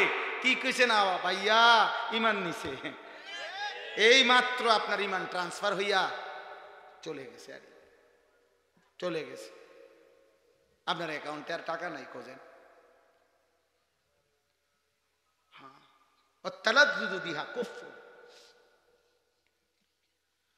আল্লাহ মাফ করে দেন। সর্বশেষ কথা হইল, গান বাদ্যের এই অশ্লীলতা থেকে, এই হারাম থেকে বাঁচবে কিভাবে? 3 জিনিসের মাধ্যমে। 1, বেশি বেশি দোয়া করা, মাওলা আপনি আমারে এই হারাম গান বাদ্যের এই স্বভাব থেকে ফিরায় দেন। 2, কোরআনুল কারীমের মধ্যে ডুবে থাকা। কমপক্ষে এতটুকু করো যুবক ভাই, বাবা যদি কোরআন আপাতত পড়তেও না পারেন, শিখতে চেষ্টা করেন, আর না হয়তো কমপক্ষে চেষ্টা করেন একদিকে শিখতে, আর আরেক দিকে প্রতিনিয়ত কোরআনুল কারীমের তিলাওয়াতের মধ্যে ডুবে যান। কোরআন শুনেন, কোরআন তিলাওয়াত শুনেন, কষ্ট হইলেও শুনেন, বারবার শুনেন। মনে করেন প্রথম অশান্তি লাগতে আছে, পেরেশানি লাগতে আছে, বারবার মন চাইতেছে গান বাদ্য নাটক সিনেমা শুনতে, না কোরআন শুনেন, আবার শুনেন, আবার শুনেন, ওষুধের মতো শুনেন। আমারে একটা হোমিও ডাক্তারে গ্যাস্ট্রিকের একটা ওষুধ দিছে, এটা এমন তিতা, আমি মানে চোখ বন্ধ করে আপনি খাইয়ে লাগবে, এটা বেশি তিতা, শিরা ফিরা এ কদ্দুর খাইতে মানে আমার একটা মানে শোল্ডারের মধ্যে কাঁপ দিয়ে ওঠে এটা খাইতে বলি। কিন্তু উনি দেখছি যে উপকার আছে, খুব উপকার হয়েছে, ফায়দা পাইছি। খুব তিতা, বেশি তিতা এটা। তাহলে মনে করেন তিতার মতোই আপনি কিছুদিন চেষ্টা করেন, ইনশাআল্লাহ অচিরেই ধারাবাহিক যুবক ভাই আল্লাহর কোরআন শুনতে শুনতে, কোরআন শুনতে শুনতে, কোরআন শুনতে শুনতে রব তোমার কলিজার মধ্যে কোরআন বসায় দিবে ইনশাআল্লাহ। 3 নাম্বার হলো মৌতের ফিকির। মৌতের ফিকির এখানে স্পষ্ট লিখছে, এটা আরবি কিতাব, আল্লামা ইমাম ইবনুল কাইয়িম রাহমাতুল্লাহ উদাহরণ দিছে, অনেক লম্বা, আমি আর পড়তেছি না। অনেকগুলো ঘটনা লিখছে পূর্ববর্তী জামানায়, কসম খোদার এখানে আছে পূর্ববর্তী জামানায় এমন অনেক ব্যক্তির জীবন এমন গেছে, যে মৃত্যুর সময়, এখানে ডাইরেক্ট আছে কাশেম ভাই লিখছে, যে মৃত্যুর সময় ওই ব্যক্তি যে নিয়মিত গান শুনতো তাকে বলা হয়েছে কুল লা ইলাহা ইল্লাল্লাহ, তুমি লা ইলাহা ইল্লাল্লাহ পড়ো, ওয়ালাকিন ইউরাদ্দিদু আবিয়াতাম মিনাল আগানি, কিন্তু সে বারবার যতবার বলে তাকে কালেমা পড়ো, সে ততবার গানের বাক্য দোহরায়। হাত্তা মাতা বিলা কওলি লা ইলাহা ইল্লাল্লাহ। এমন কি ওই নাফরমান উনি লিখছেন লা ইলাহা ইল্লাল্লাহ বলা ব্যতীতই তার মৃত্যু হয়ে। এই জন্য গান বাদ্যে এ টুং টুং টুং টুং সুর ঝংকার, নারীর নৃত্য গায়িকার আসর, প্রিয় ভাই প্রিয় বাপ, রাত গভীরে অনেক কষ্ট দিলাম, লম্বা বয়ান হয়ে গেছে, আপনাদেরকেও কষ্ট দিছি। এতটা সময় তো আমার মাহফুজ ভাইয়েরও ইচ্ছা ছিল না, কিন্তু আমি এটা অনুরোধ করছি প্রত্যেকে নিজ নিজ জীবন থেকে এই বদভ্যাস ছেড়ে দেন ইনশাআল্লাহ। আল্লাহ আপনাদেরকে তৌফিক দেন, কবুল করেন। আগামী 20 তারিখ 20 নভেম্বর কি বার? বৃহস্পতিবার ইনশাআল্লাহ আমাদের এখানে সাহেবের বাজার আপনার ইউনিয়ন পরিষদের পাশে, আপনারা জানেন আলহামদুলিল্লাহ ময়নামতি দারুল আহকাম মহিলা মাদ্রাসা, ওইটাও আলহামদুলিল্লাহ প্রাচীন এবং আমাদের এই অঞ্চলের সর্ব মেয়েদের জন্য সবচেয়ে বড় মাদ্রাসা, এবং দাওরায়ে হাদিস মহিলা মাদ্রাসা, ওই মাদ্রাসার বার্ষিক মাহফিল 20 নভেম্বর। আপনাদের দাওয়াত, আমারও দাওয়াত, আমারও দাওয়াত। সর্বশেষ 1 মিনিট আমি এখনই দোয়া করছি, আর যাইয়েন না, 1 মিনিট আমি একটা ছোট্ট অনুরোধ করি। আলহামদুলিল্লাহ মাদ্রাসা আমাদের প্রিয় ভাই মাওলানা মাহফুজ ভাই, আমরা শুরুর থেকে এই মাদ্রাসায় আসছি, মুসলমানের ইমানদার কন্যাদেরকে দিন শিখাচ্ছে। আপনাদের প্রত্যেকের কাছে আমার শায়েখ আল্লামা মুফতি মুশতাকুন নবী সাহেব আমার একটা ওসিয়ত করছে সব সময়, যে মাওলানা যখনই ভালো কাজ দেখবেন, যেখানেই নেক কাজের কোনো আয়োজন দেখবেন, কিছু না কিছু দিয়ে আপনিও শরিক থাকবেন। হুজুর এটা সব সময় বলতেন, বলে আমারে অনেক বলছে, যেখানেই ভালো কাজ দেখবেন নেক কাজ, ওইখানে যদি আপনিও একটু দিয়া অংশগ্রহণ করেন, হতে পারে আর কোনোদিন আপনার নামও কেউ জানলো না, কিন্তু হাসরের ময়দানে এরকম বহু জায়গার নেকি একসাথে দেখে আপনি খুশিতে আনন্দে আত্মহারা হয়ে যান। হ্যাঁ হ্যাঁ, আত্মহারা হয়ে যান। দেখবেন চলার পথে আপনি কোথাও কোনো মসজিদের 100 টাকা দিছিলেন, তো সেই 100 টাকার নেকিও আপনার নামে অনেক জমা হয়েছে। এই জন্য এই মাদ্রাসাটা তো আলহামদুলিল্লাহ আমরা প্রত্যেকে 2টা মিনিট আপনারা যদি পকেটে হাত দেন, যার যার ভালোবাসা তৌফিক অনুপাতে মুসলমানের কন্যারা অনেক দুর্বল, অনেক অসহায় মেয়েও পড়ে, তাদের জন্য আর্থিক যেন সহযোগিতা করা যায়, সব মিলিয়ে মাদ্রাসাটা যেন তার দ্বীনি কার্যক্রম চালাইতে পারে, প্রত্যেকের ভালোবাসা নিয়ে যেটুকু হয় আপনারা একটু সহযোগিতা করেন। 2 জন ভাই 4 জন ভাই উঠাইয়া টাকাটা নিয়ে নেন, দেন, থাকলেই দেন, না থাকলে দোয়া করেন, আল্লাহ আপনাদেরকে তৌফিক দেন, কবুল করেন। মাশাআল্লাহ। কাসিম ভাই কি অতিথি নাকি? মৌলানা আবুল কাসিম ভাই 1000 টাকা দিয়েছে, আল্লাহ কবুল করেন। আলহামদুলিল্লাহ।